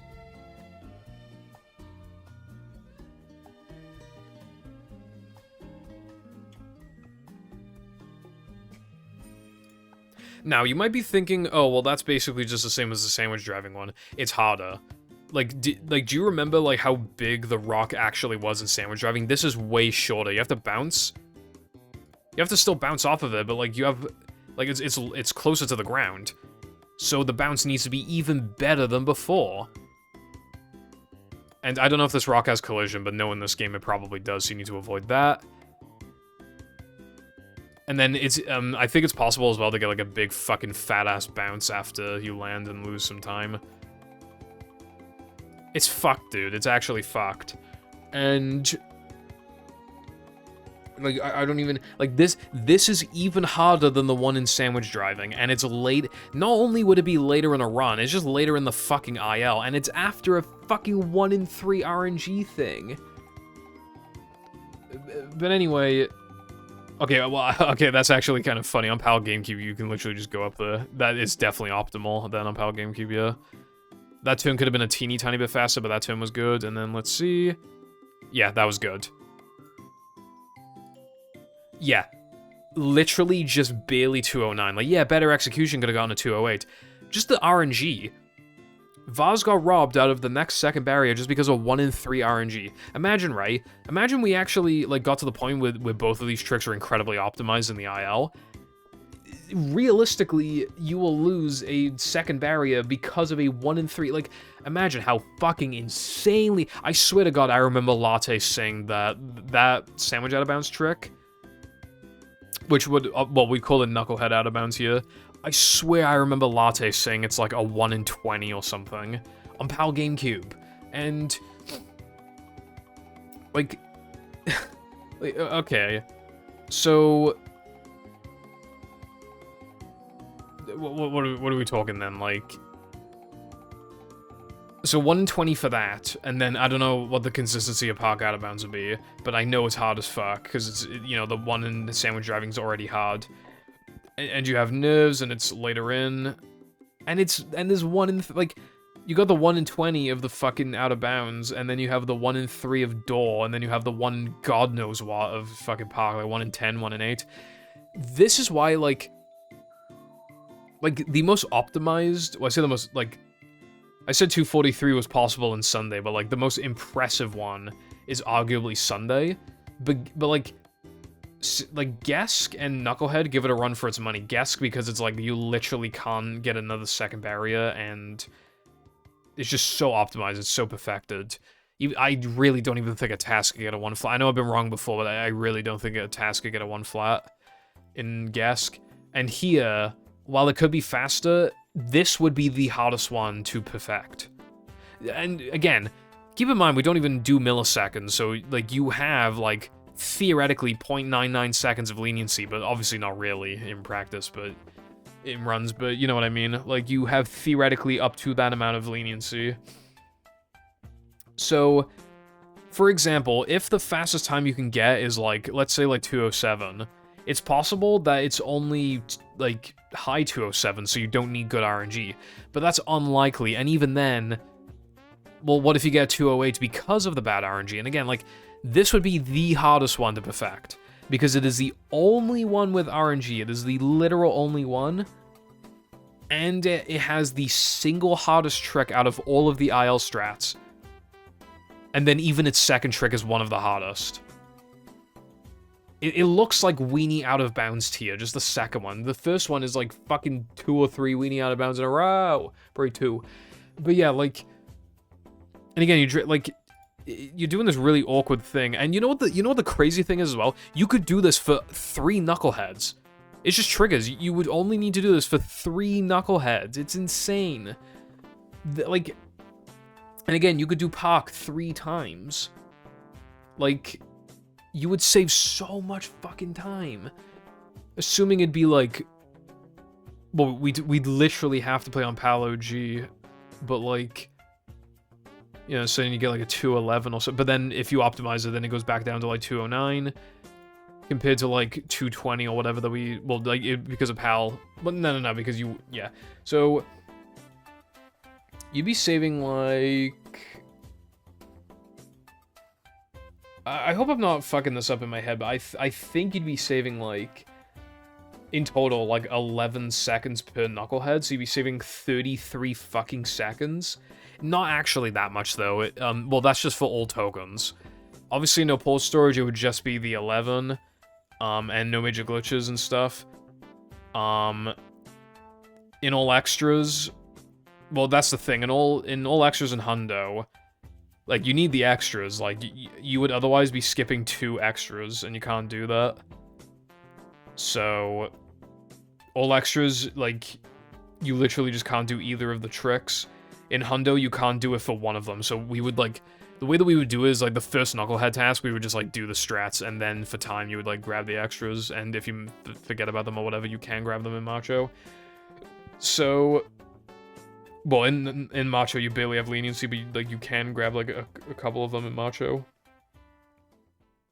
But yeah, this would obviously transform Knucklehead, like, a lot, but we should probably be grateful it's not possible. Like, again, Knucklehead fucking sucks now, it's boring. It is, like, maybe the worst sliding and driving, like, thing in no pause storage. It probably is.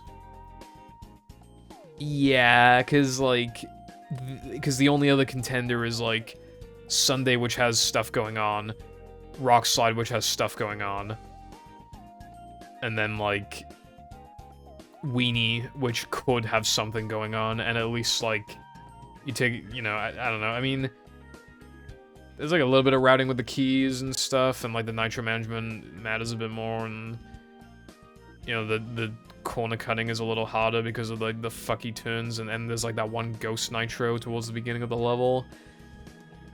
But yeah, it has more, like, at least its trick is, like, theoretically possible, you know, at least, like, you could do it on Xbox, like, NTSC Xbox. This is just, like, a fucking, this is just disgusting, this is ugly, I hate this. I love it, but I hate it, dude. Again, if we could just get it, like, 70% consistent on Xbox or whatever, I'd be happy to do this, dude, especially now that Mindy skips a Bozo trick. You know, this would be so cool. But, like, again, it's not even physically fucking possible, and even if it were, then you're losing time. Like, even if, okay, you know how cooked we are, bro? It wouldn't even really be worth switching to PAL Xbox. Okay. Even if you could get both of these tricks 100% of the time on PAL Xbox, it would still not be worth it. Because of slower loads and throughout the rest of the run, slower driving, you would lose time overall still. And bounceless becomes a 3-frame, but that's not like the end of the world. But yeah, it just wouldn't be worth it. So then you would also need to do the sandwich driving. You would need to do the sandwich driving strats. Well, by that I just mean park, and by that point it's like not really saving anything. Maybe it could help with Weenie out of bounds, but I don't know. I haven't really looked into it. It would make spiral skip harder, but maybe it could still be considered. It would probably make Sunday jump a bit easier, but you only do it once. It would make guest jumps easier, but that's not, like, huge. It would make 3-meter jumps and BBVH jumps easier, but yeah, it's, like, you'd be adding so much difficulty to the run to, like, not really save anything, or save, like, almost nothing. So, like, you'd only want to play on Palo G for, like, all tokens and Hundo, especially all tokens. Like, in all tokens, like, we're talking, like, such a tremendous, like, we're talking, like, I mean, again, you'd initially lose time, but, like, in all tokens, and you know, you save, like, 5 in park, like, per, so that's, like, 15 seconds minus, like, you know, like, 6 seconds or whatever from driving, so that's, like, 9 seconds, and then you'd save, like, 30 here. So you save, like, 40 total-ish, like, that's nuts, while making a couple things easier, but yeah, like, but even in Hundo, it wouldn't really be worthwhile, because you can't do park out of bounds one of the times, and you can't do, well, park out of bounds in Knucklehead one of the times, and you can't even do the sandwich out of bounds thing one of the times. Well, okay, there is a strat where you can grab it in ring, but then, like, it would take so much time to do that, it wouldn't even be worth it, so yeah, it's literally just cooked. Again, like, this is, like, the coolest level in terms of ILs, but it's obviously fucked.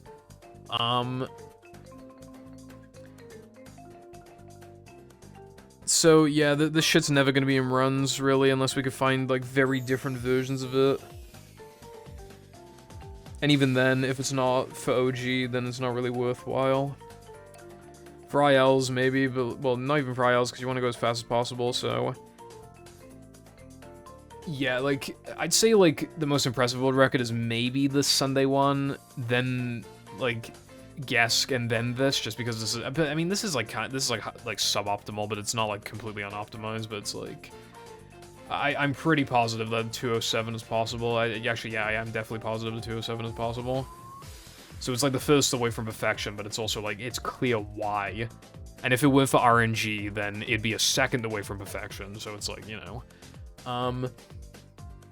So like, maybe Sunday, because to be fair, after the guest jumps, you don't really do anything afterwards. Yeah, so the most impressive one is probably Sunday, then Knucklehead, then Gesk, then Rub-a-Dub, then Sandwich Driving, then Rock Slide, then Weenie? I don't know. Like, there was a clear, like few that were just, like, not impressive before. But now they're all impressive, all the ILs. I mean, obviously they're impressive in themselves, but I just mean, like, Weenie is the only one where you just, like, don't do tricks. So it is, like, objectively the easiest. Yeah, Weenie's is by default the least impressive, but then I don't know how the hierarchy goes after that. Assuming they were all perfected, then yeah, Knuckleheads are the very top, and then, like... But again, like, having Rub-a-Dub skip, like, so low just feels wrong. Like, that just, like, that's just a wrong, you know? But, like, at the end of the day, like, it is literally just, like, the thing, which you can attempt immediately, and then once you get the thing, it's just, like, smooth sailing. But, like, Gesk's thing is, like, probably easier, but you still need to slide for a tiny bit longer, but Knucklehead's, I mean, Rub's thing looks cooler.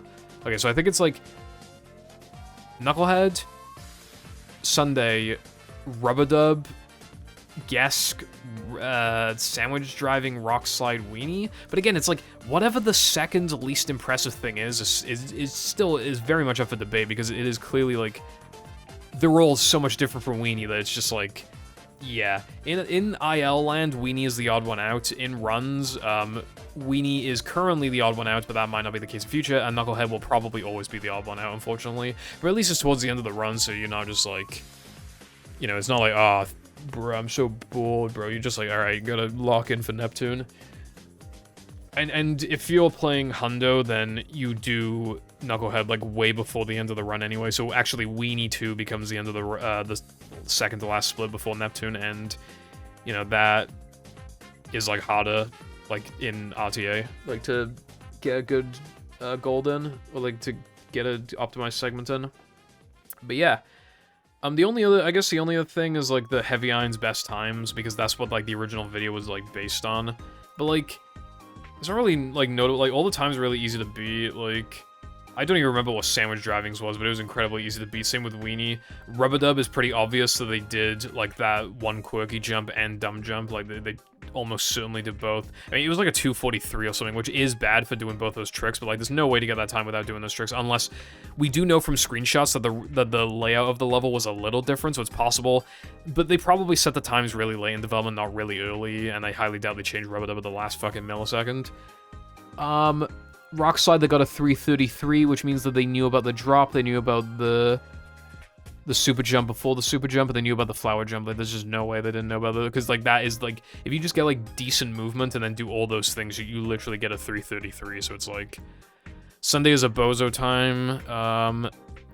Gesk is like a 123, so they absolutely knew about the respawn.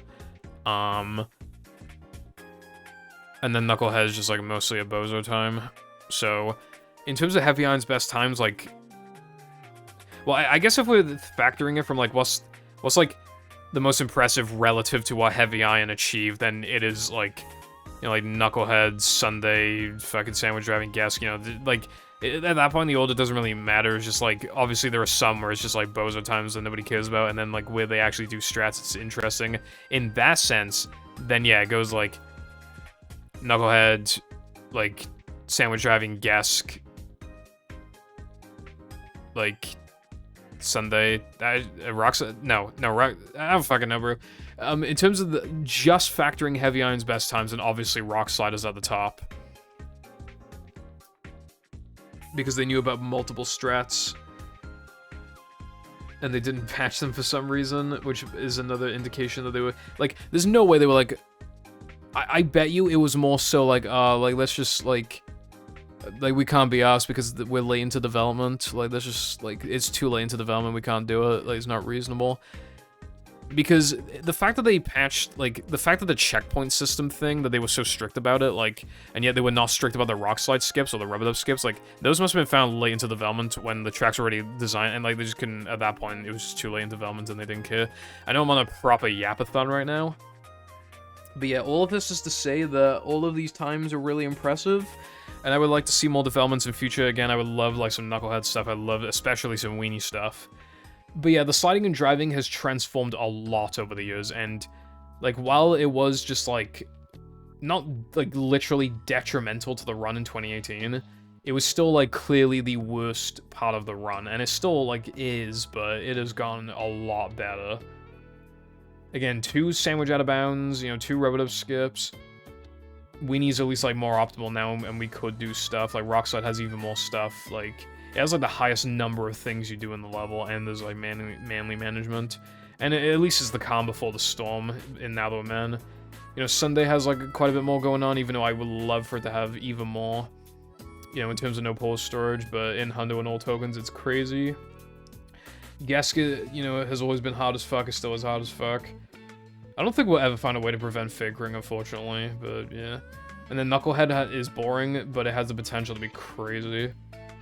You know, maybe in like the 2030s, I could see like all of them like just getting even more shit, just being insane. I mean, not Gask, like Gask is cooked, but like the rest, I could see there being a potential. I mean, especially with that ball storage thing, skipping ILs and stuff. I mean, that'd be banned from IL attempts, obviously, but that'd be notable for like potentially no pole storage, not NMG because we banned ball storage, but then like all tokens in Hundo, like holy time save, maybe even ETU, depends. But yeah, that's everything. Thank you for listening to my yapathon, and goodbye.